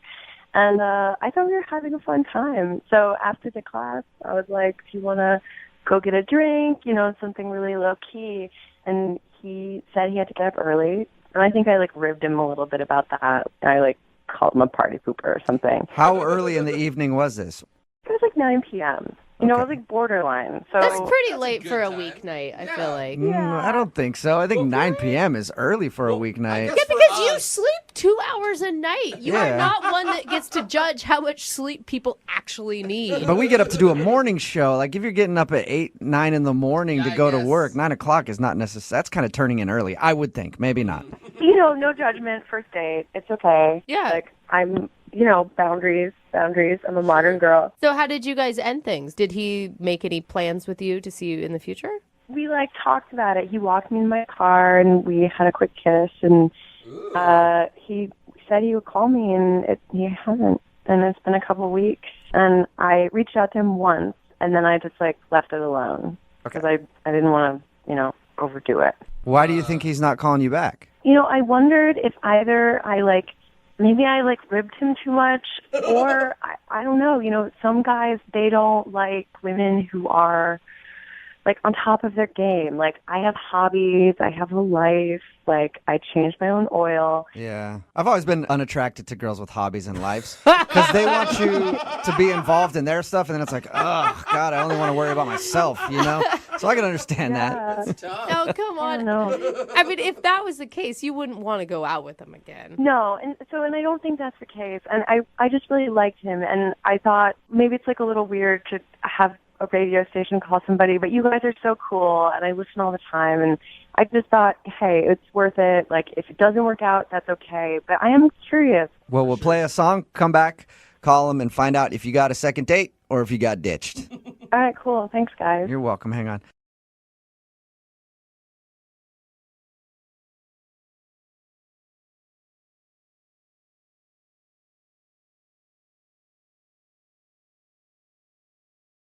Moving 92.5. Brooke and Jubal's second date update. Do you guys know that 1 out of every 10 relationships now starts online? Really? Really? Yeah. According to a fact you just made up? No, I actually read that one. This is a real fact. Okay. I'm Normally, surprised it's not more. 99% of the things I say is complete made up lies. Yeah. But that's actual true. I saw that the other day. I'm Anyway. guessing our next couple met online? Yes. Colby is on the phone with us right now. Colby emailed us about a girl that he went out with called Pia. Called Pia? Well, her name's Pia. I know. Yeah, but her I shall call you Pia. Yeah. That's what happens when you name a kid, right? Anyway, Colby, what's up, man? Hey guys, how you doing? How's it going? Colby. Tell us about the one called Pia. Well, I met her online, and I was like, you know, I really want to impress this girl, so I know a little bit about art. Decided I would take her to an art museum, and I'm trying to, you know, explain varieties of art and, you know, the purpose behind some things, and then she starts commenting on the art pieces as well, and actually she knows a lot more about art than I do, which was just really amazing. Amazing, or did you feel kind of like an idiot in that moment? It humbled me, and it also it was beautiful. I mean, she herself is. I mean, she's a stunning woman herself. She could easily stand next to some of those art pieces on her own. She's lovely. Did you know that she knew about art through your online interaction, or did she just kind of spring that on you? I mean, she said she enjoyed art, but I didn't know that she was, you know, an expert on art. She really knows her stuff. So what'd you do after you went to the museum? Well, the museum went really well, so I thought I would try to continue this date. And after, if we took a couple of drinks, and she seemed game for that, so we went and had a couple of drinks. And then she hopped behind the bar and started making all the the drinks better than the bartender. She's just a big one-upper, isn't she? Hey, Colby, what was different about this girl? I mean, I assume you've been online dating for a while that stood out to you. She expressed herself well, very intellectual, got a nice figure, great eyes. She's just stunning. Nice. Okay. So how did everything go when you guys went to go get drinks?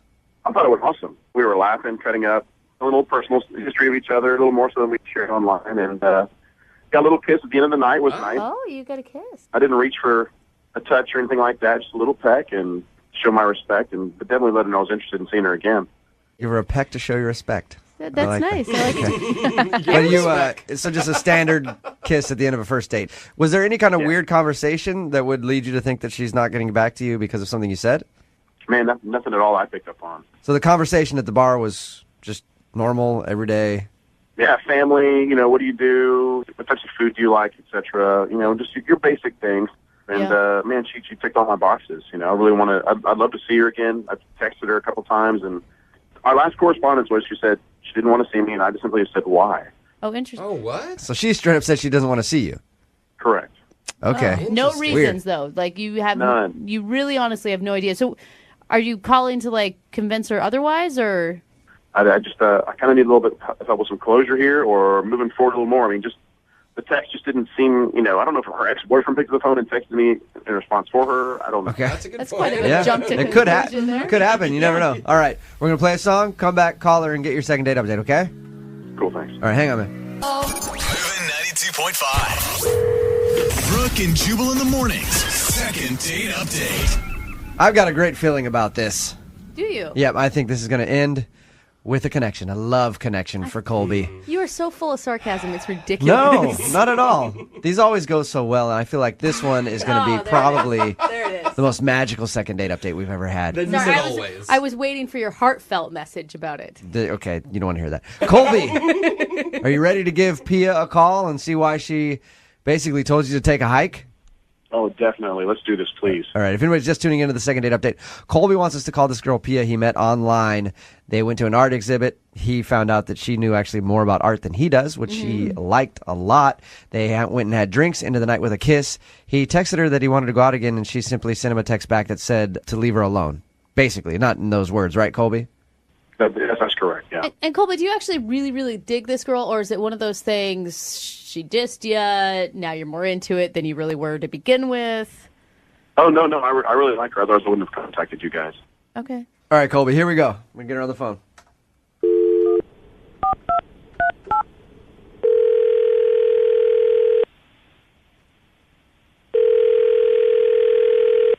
Hello?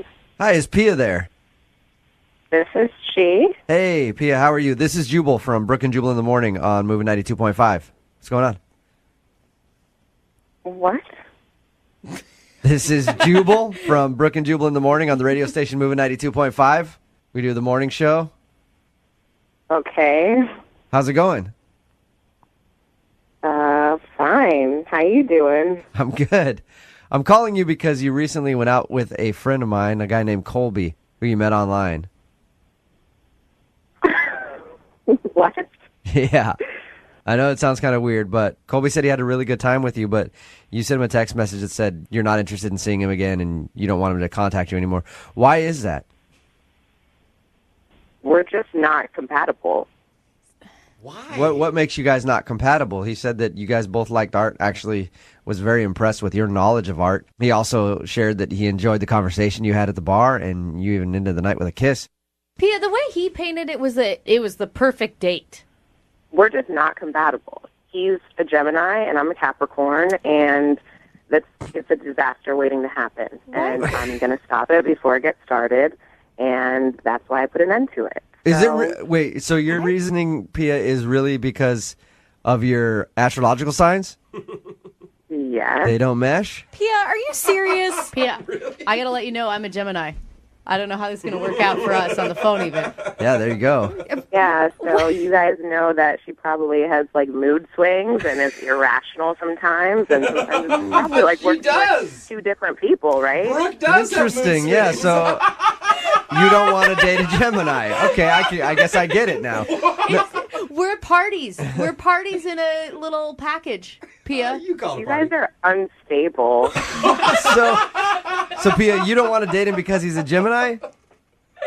Yes, Geminis and Capricorns do not go at all. That's it? What? It's just a sign. Hey, Colby? Oh, my gosh. I'm shaking my head. Because He's on the she phone? knows. Yeah, Pia. Colby was on the other line and he heard everything that you just said. Oh, my God. Say hi to that dirty little Gemini, Colby, Pia. I can't believe you. That's ridiculous. Our zodiac sign is the obstacle here. Okay, and this is a perfect example, Colby. This is a perfect example of your irrational behavior. You're going to call the radio station and put me on the air?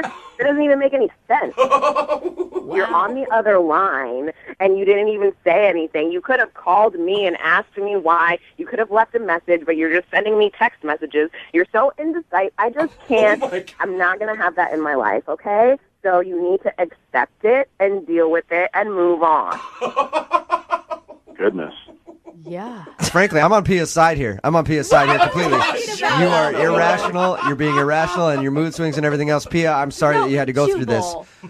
Colby? Thank you. Colby, what do you have to say for yourself? This is just beyond. We went on one date, Colby. Like, stop being so sensitive. Are you sure you're not a Pisces? Wow, Pia. Wow, she is aggressive. I mean, she's right about the Pisces. My husband's a Pisces, and he is really sensitive. but no, come on, Pia. Are you being why? Well, it sounds like you're the professional in zodiac. Cry me a river, okay? Pia, don't you think that the zodiac could be kind of like general guidelines, but maybe there's some outliers and some exceptions to the rule? No. Oh. There's no exception to astrological signs. Wow. But Pia, are you telling me that you thought that he was just horrible during the date as well and exhibited every horrible sign of a Gemini, and that's why you can't ever be with him? Or you're just predicting things that you don't even know are going to happen? I didn't think that he was horrible. I said that he was very handsome, and we had a lovely evening, but that's a deal breaker for me because this is a perfect example of the behavior that he will display if we were to continue a relationship together. He's sneaky. He's going behind my back to find things out. He was on the other line. Like, who does that? Wow. Wow. Pia, what sign are you supposed to be with? Yes, please. Tell me that. Libras, because they're balanced, and Capricorns need somebody very sturdy and reliable, just like ourselves. So that would be my ideal sign. Colby, do you still want to go out with her again? Would you? Yes, I would. But then again, I'm not an irrational Gemini, so that's probably why I would give it another shot. Hey, I'd love to send you guys out on a second date. Would you be interested, either one of you, in going out again? Pia, please, would you go out with Colby one more time? We'll pay for the date. Are you guys really even asking that question? Did you hear what just happened? Were you listening to anything that I said? Wow. It didn't sound that bad to me, really, if I'm being honest. Well, of course you'd say that. You're probably a Virgo because you're fussy and I can't even handle this anymore. You guys are giving me a headache. Pia, I am a Virgo. You are? Yeah, and I'm not proud of it. I think it's the worst sign out there. I hate it. So. And you are kind of fussy. Yeah, so you know, you're aggravating. She is. Are we talking to a psychic? If you don't have your right amount of chicken breast every day. Or Pia, how did you not just know we were calling when we called? Brooke and Jubal in the morning. We clawed, we chained our hearts in vain.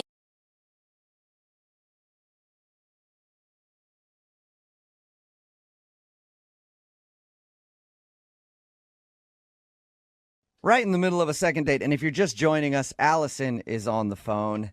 And Allison thinks she's not getting a call back because her and her date talked about something scary.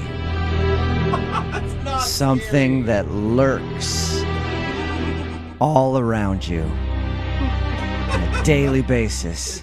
They're everywhere, waiting for their chance to pounce. I'm, of course, talking about feet. Allison, who is on the phone to do a second date, has a fear of feet. And she thinks that she's not getting a call back because Ken, who's the guy that she went out with, asked her what her fear was, and she shared that with him. And then shortly after that, he was like, my stomach hurts, and you should probably go. Allison, are you ready to call him? Yeah, I think so. I mean, if that's really it, you can't really do anything about it, right? Like, you can't change that piece of you. It's that serious. Yeah, you know, I cannot change that about myself, but I probably shouldn't have brought it up on a first date either. Yeah. Hey, I'm the crazy chick who's scared of feet. That could be what he heard in his head when you said it. So we'll find out right now. I'm going to dial his phone number and get him on the phone and see if we can get you an answer, okay? Thanks, guys.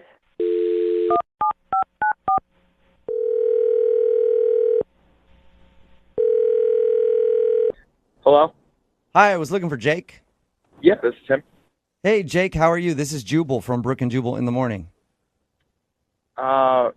What's that? It's a radio show. A radio show? Yeah. Like on the radio, like in your car and stuff. You could listen to us if you wanted to, but obviously you don't, so that's fine. I'm calling you today because we got an email about you from one of our listeners.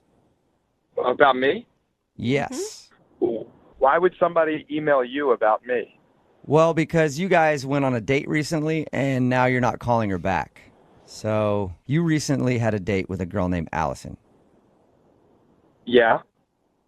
You met her at the bank? Yeah, I did. And she told us how you hung out at your place, watched some movies, had some drinks, and she thought you guys had a fun time, but you haven't reached out to her to go out again. So she asked if we could get you on the phone and find out if there's a problem. I mean, there's not a problem. Well, there isn't a problem, but you haven't called her or emailed her or anything. No, I haven't, but, I made a mistake, and I don't see the need to call her or have a second date with her. Oh. You made a mistake? That sounds rude. I was hoping... Did you not like her that much? Well, it's not her. It's like a mistake. It's like me. It was like a mistake on my part. It's not like about her, about Allison. You mean asking her out? Is that because you were doing business at the bank and you feel weird about it now? No. It's just like a personal mistake, and I don't feel the need to call her back. It was only one date, and we didn't even kiss or anything like that. So she said that you called things off because you said you felt sick. Was that an excuse, or did you actually feel sick? Well, I did feel sick a little bit, but it was more an excuse, to tell you the truth. Halfway through, I realized everything that I needed to realize, and I was like, this is better off not happening. You can understand why she's confused, though. Like, you asked her out, and then instead of going to the bar, you had her come to your house, and it seemed like you were setting up like a Netflix and chill situation, and then you bailed on it. Well, I kind of was trying to set that up, but then I kind of bailed halfway through, and so she's kind of right. What? Okay, all right. Why? Was it the feet thing? She told us how you guys were hanging out, talking about fears, and she told you that she was scared of feet. Yeah, no, the feet thing was weird. I will say that. That's funny that she did tell you that, though, because I couldn't stop laughing. That was weird. She thought for sure. She said that things ended like minutes after that discusussion. Yeah, but it didn't have to do with the feet or anything like that. It was just a mistake on my part. Can you give us anything? Because she's really confused. She actually liked you a lot and wants to know. Can you just give us a clue? Well, I've never been with a woman, and what? I just wanted to try to, Netflix and chill and stuff, and but You're a virgin? Well, man, no, I'm not a virgin. I just never been with a woman. Are you gay then? Yeah. I'm confused. So wait, so you're gay, but you thought maybe you would try out women for a night? Yeah, it's always been something I wanted to try and see kind of how it is and how it feels with a woman. And Allison is, a beautiful girl, and she had a great bubbly personality, and I love that. I really do. And she's really cool, and I would hang out with her again in a second. I saw her in the bank. I was like, if I'm going to have sex with a woman, that's the woman I want to have sex with. Well, that's a compliment, I guess. Very nice. Why wouldn't you just tell her that, though? Like, why? I understand, like, asking her out, you wouldn't tell her, but as the night progressed, why wouldn't you just be honest? I don't know. It's not really, I don't know. I just didn't think she would understand, and then I was going to have to explain everything, and I just felt like kind of bad leading her on. So I just ended it and was just going to not see her again. Oh, my God. That would be like the most flattering reason ever to me. I'd be like, cool. Plus, you blew her off like a straight guy. we could still hang out. I wonder if she's going to like that or if that's going to be an insult. Let's find out, because she's actually on the phone and wants to talk to you. No. I don't want you to call her or anything. No, I don't have to. She's literally on the phone right now. Allison? Hi, Jake. So, you're gay, huh? Yeah, I'm gay. So. Okay. Yeah.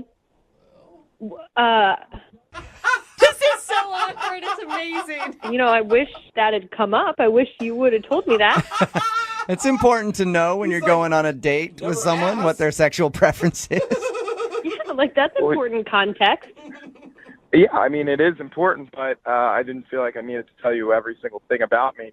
I wanted to try, I mean, maybe, I wanted to try something different. And while I was sitting there, I was thinking about it, and it's just disgusting, and I didn't want to do it. Okay, Jake, we don't need to have so many. You are gross. Yeah. So many adjectives No, there. you're not gross, Allison. Allison, you're a beautiful girl. It's not about you. It's just about me, and, like, I didn't want to touch you, It's gross. Well, this is probably the only time that someone could say that to me, and I guess I kind of get it. I'm like not that upset. Yeah. Obviously, I mean, you don't want to touch me. I just wish I'd known. Like, I thought it was about me. No, it's not about you. It's not about you. If I was straight, I would date you in a second. Was there any, critiques you could give her? I mean, if you were straight, how would you change your dating game? I would definitely hold back on the feet thing, because that's like a weird thing to bring up.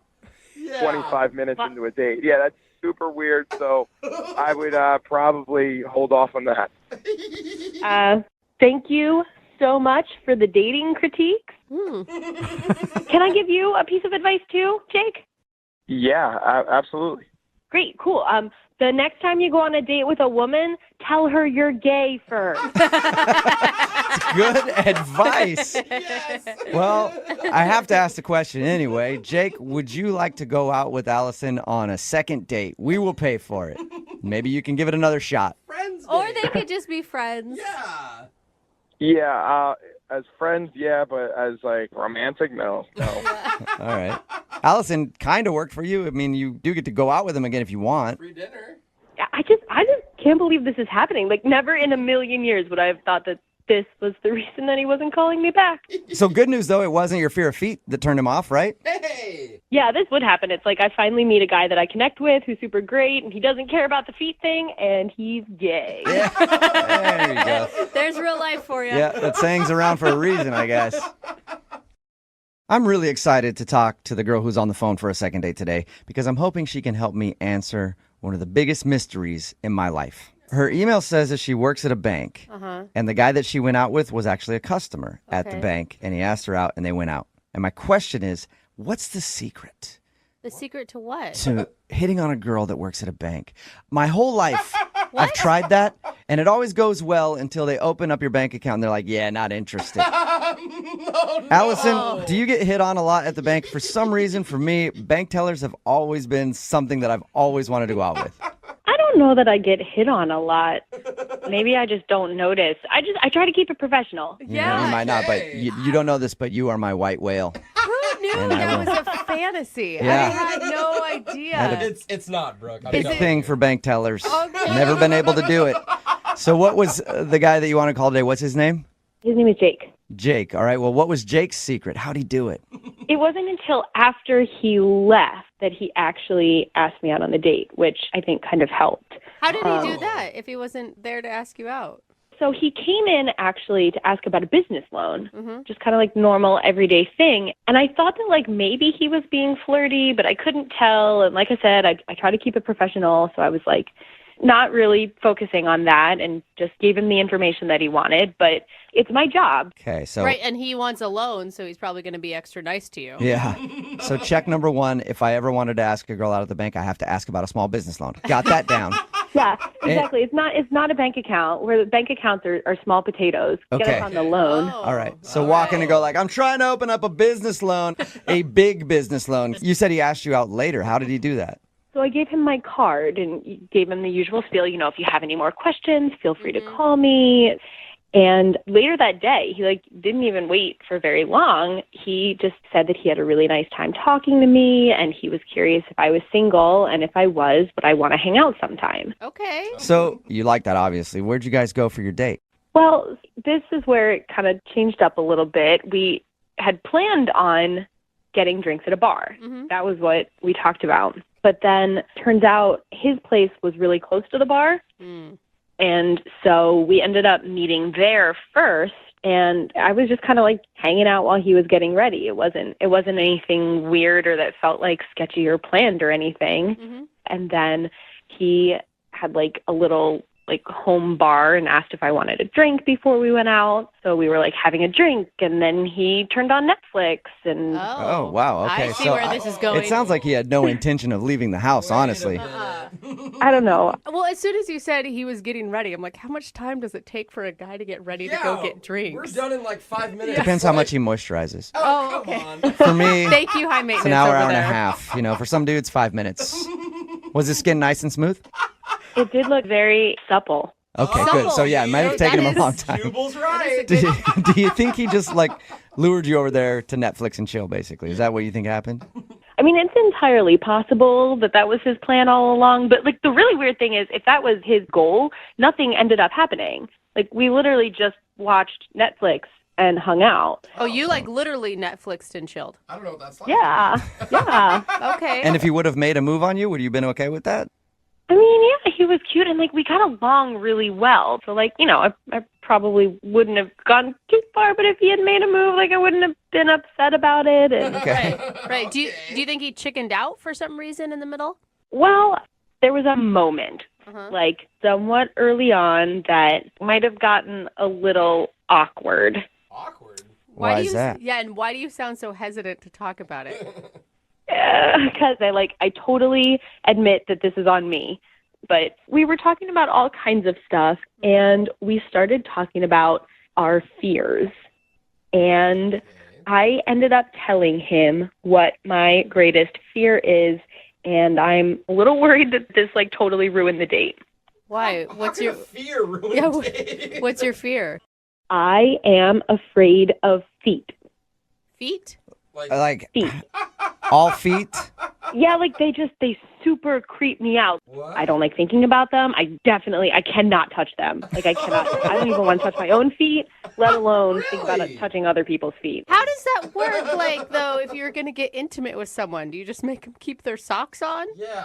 Well, I don't need to go too far into this, but that is my fear, and that is what I told him. So you're scared of naked feet? Yes, like I really am scared. I mean, I can't blame somebody for having a phobia. Did it seem like he was judging you for being scared of feet? Yeah, he just, all of the sudden, he wasn't feeling well, which I don't think is a good sign. Oh, yeah. Maybe he has a foot fetish and he knew it wouldn't work out with you. No! Oh, gosh. Just even the thought. How long after you brought up your fear of feet did the date end? It was within a few minutes. It was like close enough. Really? But I wanted to be respectful. He said he wasn't feeling well, so I left, and I haven't heard from him, and I haven't called him, and yeah. Has he been back into the bank to follow up on his loan? Nope, not when I've been there. All right. Well, we'll play a song, come back, call him, and find out if your fear of feet is the reason he's not calling you back in your second date, okay? Okay, thanks, guys. Hang on.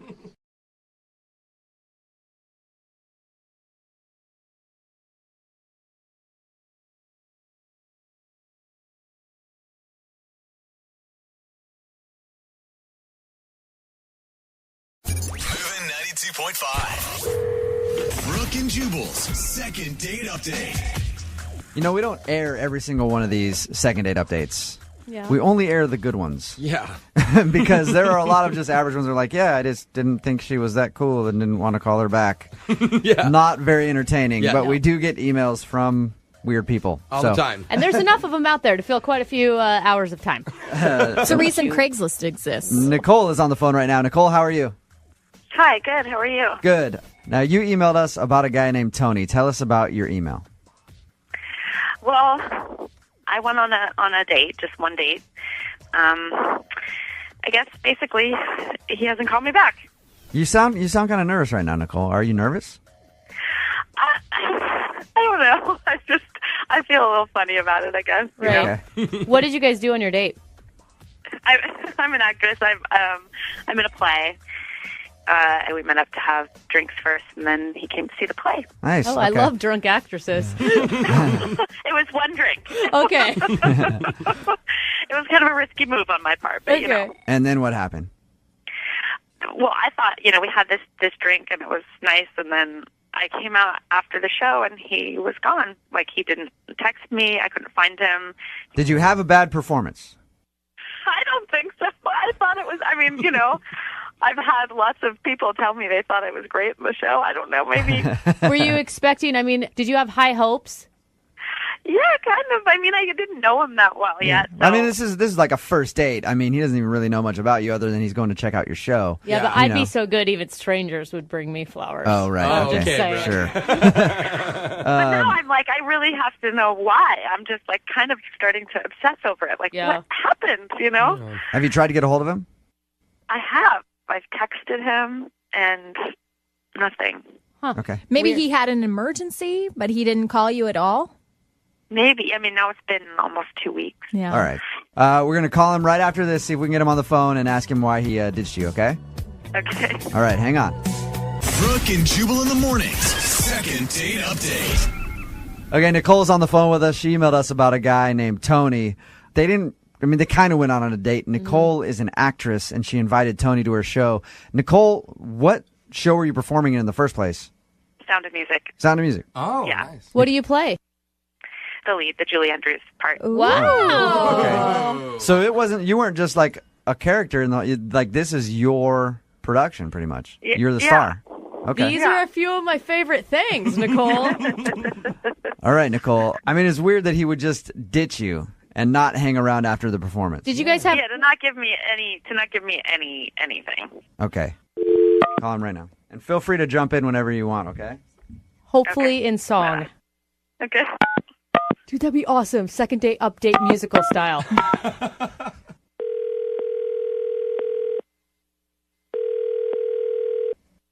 Hello? Can I speak to Tony, please? Yeah, this is Tony. Who's this? Tony, what's up, dude? This is Jubal from Brooke and Jubal in the morning. I'm moving 92.5. How are you? Oh, I'm good. What's happened? How are you? I'm good. Not bad. That is polite, Tony. Yeah, that is very polite of you. Very nice. Any idea why we might be calling you? No, well, I've heard these updates on dates. Yeah. Are you guys calling about that? Second date update. Is that what you're calling for? Yeah, somebody emailed us about you. Any idea who it would be? I think so. It has to be this girl, Nicole, that I went out on a date with. She wants to know why you ditched her after you came to see her performance of The Sound of Music. Yeah. Did she tell you that it was sort of like an alternative sort of steampunk version? Did she mention this? What? So it wasn't a regular version of Sound of Music? Are you like a Sound of Music critic where you could only watch the original? I wouldn't say I'm a critic, but I know the movie. Did she tell you about every singing number that she had, what she did? She told us that she was performing in The Sound of Music. She told you to come watch it. You had plans to go out after, and you left, and she couldn't find you after the performance. That's all she told us.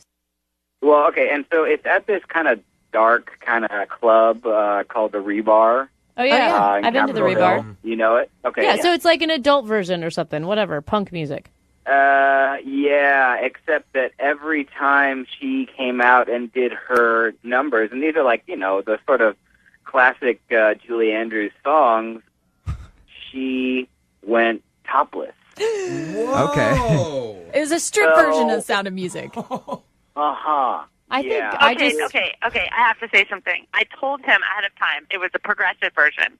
Like I said, this is not. I told him. Progressive could mean like different kind of music. You need to alert somebody that you're going to be topless. I said this was like Nicole. This was like the soft porn version, No. There wasn't anything artsy. It's not like it was porn. I mean, I told you, it's not like it's not a Fifth Avenue show. Right. But Nicole, like speaking from Tony's perspective, if someone were to go, "Hey, I'm performing this thing. It's pretty progressive," I'd be like, "Okay, cool. So like it's rock or something." And I showed up and you're topless. Like you should probably alert somebody to the fact that you're going to be naked if they're coming to see you for the first time and they don't even know you. Well, it's part of what the show is. Like I feel like it would take away from the whole point of what it's doing if I was to tell him ahead of time. It wasn't just to be like, this is like a pornographic version of Sound of Music. It's like there was a point, and I didn't want to. I don't know. I felt like I was ruining it, and I tried to tell him. I tried in as many ways as I could to be like, kind of risque. Cool. You know, Right. he was like, yeah, totally, cool. Tony, you went expecting to see a musical, The Sound of Music, and ended up in the middle of a boob show, which is fine. It was totally gratuitous and unnecessary. It didn't make any sense. It doesn't work with the storyline. I mean, it just was bad. Like now It he's was critiquing not- the script. Thank you, He is a Siskel. critic. Tony, Yeah. so you're pretty conservative then. I don't know if I'm conservative, but The Sound of Music, man, it's sacred, isn't it? It's like I mean, his It's Holy not even Grail. about. It's not even about him seeing boobs. Other person's like The Sound of Music. She just ruined The Sound of Music for me. Tony, I think the problem is you're maybe trying to date the wrong gender of people. no, I like girls. Okay, Tony, you're conservative, and the boobs creeped you out, right? Yeah, and leave The Sound of Music alone. You know what I mean? Okay, we get it, Tony. Okay, It's get a off The classic. Sound of Music. Yeah, you love Julie Andrews. All right, Tony, will you go out with her again on a second date? We'll pay for you guys to go out again. Oh, you know what, guys? No, I'm sorry, man. Like, you should find Nicole somebody who wants to see that, but no, not for me. Really? I hope she finds somebody who wants to see her boobs. That's Me too. Yeah. Me too. Yeah. Yeah. Well, Nicole- Thanks, though. I honestly, I'm not disappointed. I just needed to know why. right. Nicole, so I mean, you're not upset, but at least you got your answer. I got my answer. Okay. Also, I'd like to come watch you guys rehearse if Yeah. that's a possibility. Anytime, just let me know. Brooke and Jubal in the morning.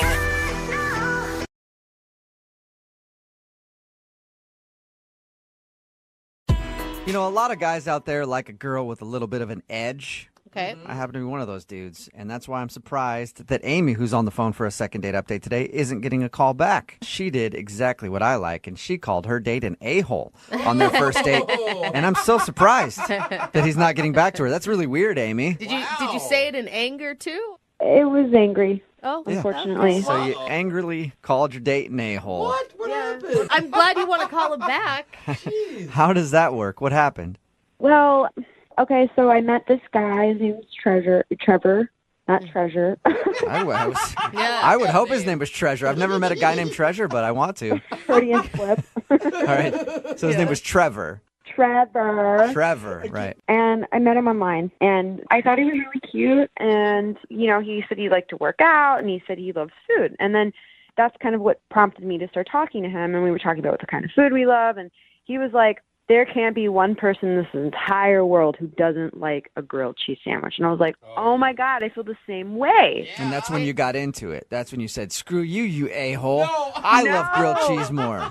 No. This was over the app, you know, just like back and forth. And then we started texting, and we were like sending pictures of grilled cheeses to each other. And I was saying, like, I make like the best grilled cheese. Like, it's my favorite food. I've got this great recipe. And I was like, you should come over and I'll make it for you. Are you really are you really that passionate about grilled cheese, or were you just using this as a cute ploy back and forth? No, I really love it. Seriously, it's like my favorite food. I order it anytime a restaurant has it. I'm like a grilled cheese aficionado. See, I always feel like it's a ripoff. Like grilled cheese so cheap to make, overcharged on the menu. Yeah, It's usually overcharged. I'll give you that. But, you know, when you got all those different kinds of cheeses in it with the sourdough bread, I'm into it. I'm kind of getting hungry now. I know, she sounds more Yeah. to the grilled cheese than their date. So did he come over and... Well, yeah, so this is how I ended up yelling at him.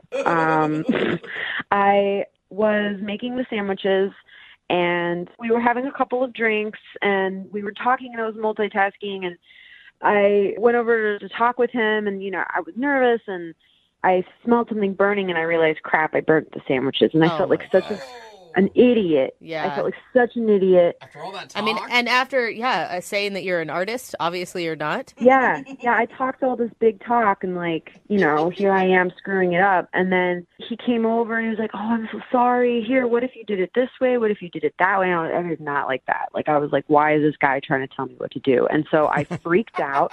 I, like, slammed down the pan. I went over into my room, and I yelled out, I can do it myself, a-hole, and I slammed the door in his face. So it was more than just calling him an a-hole. You literally had a freak out and ran to your room. Yeah. All right. And Are you always unstable? No. Or just in that moment? I mean, I've had moments No, like it was that, but just, not... You know, ladies, you know when it's that time of the month, what happened, you know, you get a little bit more emotional, and, you know, it wasn't great timing to have a guy over probably, and like I had a day anyway, like that morning was hard, so I just emotionally wasn't, so it wasn't the best first date. All right, so you did not plan accordingly. No, I did it. But, I spent a couple minutes in my room, like, was like, oh, that was so stupid. And then I walked out, and we were laughing about it. Oh, wait, he was still there? Yeah, he stayed. It was really sweet. And I was like, I'm so sorry. I totally freaked out. I don't know why I did that. You were just trying to help. And he was like, it's totally cool. And then I made the sandwiches again. I did not burn them this time or call him an a-hole. He even slept over. We didn't do anything. He was just like, it's really late. Is it cool if I sleep over? I'll sleep on the couch. Totally fine. The next morning, I woke up, got a note that said, hey, I had so much fun with you. Thanks again for the grilled cheese. And then I texted him the next day saying hey, I had so much fun too. And he said, me too. And that's really all the conversation we've had. And it's been 10 days. Wow. That's crazy. Wow. If I was hanging out at your house and you freaked out on me like that, the last thing I would want to do would be to sleep there. Yeah. I feel well, that's why it doesn't make sense, right? And that's why I'm calling you guys because I don't know what to do. I mean, is it he went home and he realized, whoa, she freaked out. I don't want to have anything to do with her. Or was it something else? Was there any moments of intimacy or did it just feel like you were hanging out as friends the whole time? We kissed right before he went to sleep. We had one kiss, nothing crazy. Okay. And it was nice, and it felt like we left on a good note. Okay. But I don't know. I'm confused. The real question was how was your grilled cheese? Did it actually hold up? It was really good. Okay. Really good. And he thought so too? Yeah, I mean, he said he liked it, but maybe he was lying. Maybe it was the grilled cheese that was the problem. Oh, no. Yeah, it could be. That's happened to me before. I've not called a lot of girls back because of a bad grilled cheese. So play a song, come back, call them, and get your second date update, all right? Cool. Thanks, guys. Okay, hang on. If you're just joining us for today's second date update, Amy is on the phone, and Amy's not getting a call back because she sucks at making grilled cheese sandwiches. No. Don't even say that Just to her. the worst. Am I right, Amy? Don't say that. I'm going to have to cut you if you keep talking like that. See? And that's the kind of anger that really is behind the reason Amy thinks she's not getting a call back. She met this dude named Trevor online. They were talking about their love for grilled cheese sandwiches, so she invited him over to her place to make the best grilled cheese ever. She actually ended up kind of starting to burn the sandwich, and then when he tried to help her out, she yelled at him and said, I could do it myself, you a-hole, and then went and locked herself in a room. And surprisingly, he stayed. And they finished the date, and she said he actually seemed like he had a great time. He even stayed the night on her couch, and they had a kiss. Wow. But now he's not calling her back, so we're going to get him on the phone and find out why. And you did apologize for the freak out, but did you dwell on it too much? I don't think so. I mean, it happened, and then we laughed about it, so I don't really think that it could be that. But I don't know what else it could be either, though. All right, well, I'm going to dial his phone number and see if we can find out why, okay? Cool.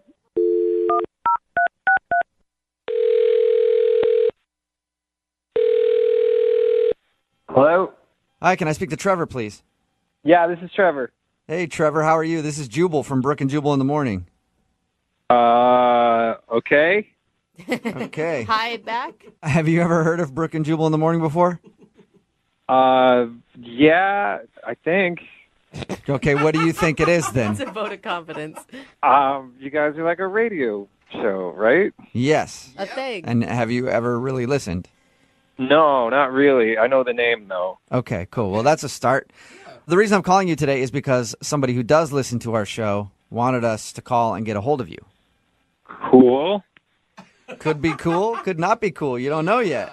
I guess not. Her name is Amy. Okay. Yeah. And Amy made you a grilled cheese sandwich. Yes, she did. She told you about that? Yeah, she did tell us all about that. We do a segment on our show called the Second Date Update. So Amy wants to know why you're not calling her back after your date. It's not that I'm not calling. This is not real. I don't want to, It's not that I'm not calling her back, but I'm not calling her back. Yeah. I'm not calling. No, it's just, I don't want to talk about that kind of thing. We had a nice time. It's just one of those things. Amy's the one that wants to know. I mean, we're asking on her behalf. She said she'd be willing to hear whatever it is. I don't really know how much you guys already know. How much do you guys know? Well, we know that you bonded over grilled cheese sandwiches, and you went to her house and she made you grilled cheese, but at one point she kind of burned it and then yelled at you and stormed off to her room, and somehow you stuck around. That was fun. No, the burning wasn't the thing. Like, she freaked out, but it was, like, cute. It was funny. Wait, she slammed the pan down, called you an a-hole, and you thought that was hysterical? No, it wasn't. I wasn't, like, dying laughing, but, like, that's not why I'm not calling back. That wasn't an issue at all. Okay, so the anger issue is not a big deal with you. No, but I slept on her couch. We didn't share a bed, so I'm not saying that at all. Okay. But before, like, she went to her room and I was on the couch, she had some pictures on the wall, like photographs, like professionally done ones that people get. And they were of her and a guy embracing and, like, kissing. And these were, like, big pictures. These weren't, like, the little ones. Did they look like engagement photos or something, like that style? Yeah, like that kind of thing. Like you know, they hired a photographer to take pictures of them, like, holding each other and stuff. So I was just like, what are those? And what'd she say? She went, oh, that's my ex-fiance. Whoa! And I was just like, oh, that's weird. If she's not currently with her fiance, then it's pretty strange to have engagement photos of herself like on the... three of them, though, hanging up, and they were big photos. I can't stress that enough. Like, they were big. And you would think that if you're having a first date with a guy, that would be, I don't know, something on the agenda to take down before he comes to your house. Yeah, but I was willing, I guess, kind of to laugh it off because I am going to sleep there. I don't want it to be, like, super crazy weird. Yeah. And she goes, yeah, we're still really good friends. So right there, I'm like, all right, cool, I guess. And then she says, I told him I would keep them up until I found someone that I could replace them with. Whoa. Oh, no. And I was just like, oh, cool. And that's awesome. How great for you. But, like, I'm sleeping on her couch. I'm not going to have, like, the greatest night's sleep. So I would, like, wake up and then just be looking at her and this, you know, ex-fiance, like, kissing and holding each other. And when you were looking at it, you weren't thinking, I hope that's me one day? No, I wasn't. I was thinking I need to sleep off the few drinks that I had and get out of here, like, really fast. Well, guys, I don't like how this is going. I'm not into this. What's going on? Oh, Trevor, that's Amy. She's actually on the other line listening and wants to talk to you. Yeah, I've been listening to the whole thing. Hey. I've been listening to the whole thing. Hi, it's nice to hear from you after 10 days. It's nice to hear from you, too, after 10 days. I am, like, so disgusted right now. I cannot believe that that's the reason that you're, like, not calling me or talking to me. Because it's a perfectly good reason. What? You have pictures of you and your ex-fiance hanging in your place. How could you have a relationship? Listen, I invited you into my home, and it's my space, and you asked. What? And I just met you. It was the first time I ever met you. You know, why? This guy is my best friend, okay? And, yeah, we're broken up now, but he's a part of my life, and he's a part of my history, and I talk to him every day, and he's my best friend, and I care for him. And I don't know why you're reacting like this. I don't think it's strange, you know? Wouldn't you have pictures of you and your best friend? So what? We're kissing in the photos. Amy, I think that's the point, Amy. Yeah. I would never have pictures of me and another girl kissing if I had anyone I was kind of romantically interested in coming to my home. I met you for the first time. This is the first time I ever met you. I invited you to my house. And the only reason I invited you over is because we were talking about cooking and I wanted to cook you something. I'm not going to sit here and redecorate my house for some guy that, you know, I might not ever see again, which, by the way, I'm not going to because it's been 10 days since we spoke. All right, whoa. You need to slow down. This sounds way crazier than I already imagined. You sound like Crazy? You think I'm crazy? Well, you know what? You sound jealous, and a real man doesn't get jealous of other guys. Get over it. I don't even know if that's necessarily jealousy. It's just I kind of don't want to see. I'm not jealous. I'm creeped out. Amy, can't you see that maybe it's a red flag that you're not quite over your past engagement, that you haven't taken the photos down? sure, fine. It's a red flag to some stranger who doesn't even know me, but I'm explaining to all of you people that he is my best friend and I care for him, and why should I take down photos for some guy I met online? But why would I do that? I have pictures of my best friend in my house, and none of them are me and that person embracing. Oh, well, I feel really sorry for you because all of you apparently have a problem with intimacy. No, I do have a problem with intimacy. I'm willing to admit that. But it is strange to have a picture of your ex-fiance on your wall. You don't think so at all? He's my best friend. He's my Okay, best but friend. why don't you put some other pictures of you guys as best friends up and not the romantic ones? Listen, I wake up every morning and I look at those photos and I set an affirmation for the day and I say, I am going to find a best friend just like that. It's my motivation and it's what gets me through the day, okay? Whoa. Okay, instead of all that, why don't you just try some, orange juice and light exercise? I don't think that's funny, and I don't appreciate your sarcastic tone, Trevor. I spent a lot of money on those damn photos. Why would I switch them out with some piece of crap? Because you're not engaged anymore, Amy. What are you, my therapist? Are you guys like my therapist now? Is that why I called into a radio show to get therapy?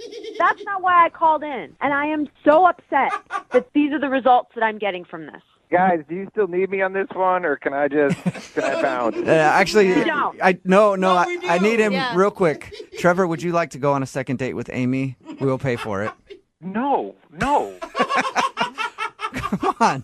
One more date. Make your own grilled cheese sandwich. I will happily make grilled cheese sandwiches alone. I don't want to. You're never going to get one. You're never going to get one like I made ever again. You're never going to get another one like that. Oh. You mean burnt? You are such an ass. Don't say anything about my f***ing grilled cheeses, okay? Because you'll never get anything like that ever again. Oh, man. I'm sorry, Trevor. It does sound like she hung up, too. Dude, what was that? Are you serious? He is an insane person. Oh, my God. I feel like you should have seen that coming after that whole burned grilled cheese incident. I'm just happy I'm alive right now. I'm lucky I got out of there alive. Brooke and Jubal in the morning. Text in at 78592 says, I definitely am scared of that woman, but I do want to try her grilled cheese. And I agree. She was very passionate about grilled cheese sandwiches. Makes you hungry. If you don't know what I'm talking about today's second date update with Amy and Trevor. We taped that while Brooke was still here. Jackie is filling in for Brooke on maternity leave. But Amy wanted to call Trevor. They made grilled cheese together. They bonded over the fact that they both love grilled cheese. so random. We got him on the phone and found out the reason that he wasn't calling back was because he stayed the night at her house on the couch and noticed that on the wall she had very, very big pictures with her and another guy kissing and being romantic. And then we found out that that was her fiance or ex-fiance. Yes. And they're really good friends now, but she doesn't want to take the pictures down until she finds a replacement for him. That is creepy, kind of. He was creeped out. Trevor was very, very creeped out by it and did not want to go out with her. But then she started calling him jealous and saying that it's his fault, like it's wrong with him. I don't know. Text in 78592. Would it bother you if you went over to somebody's house and they had pictures of their ex-fiance on the wall and refused to take them down? Imagine if there was worse wedding pictures or something in the big frames. Yeah, just still up there. It just kind Staring of at you sounds while you're on the couch. sort of desperate. I can see, though, I mean, it's her house. She's not going to expect to have people over. This was a date that turned into a better date. But she so she's knew. required to take down her pictures. But wasn't the date already planned? Like, if you know he's coming over, you wouldn't take those down? Yeah. I don't know. Or aren't you a person who operates in life and knows that you shouldn't have pictures of your ex-fiance in frames on the wall if you're trying to date? Yeah. Anyway, she hung up on us. Hopefully he'll be okay. He might have to get a restraining order because she was very pissed at the end of the call. Remember, if you want to do a second date update, all you have to do is email the show and we will call the person who didn't call you back. Moving 92.5.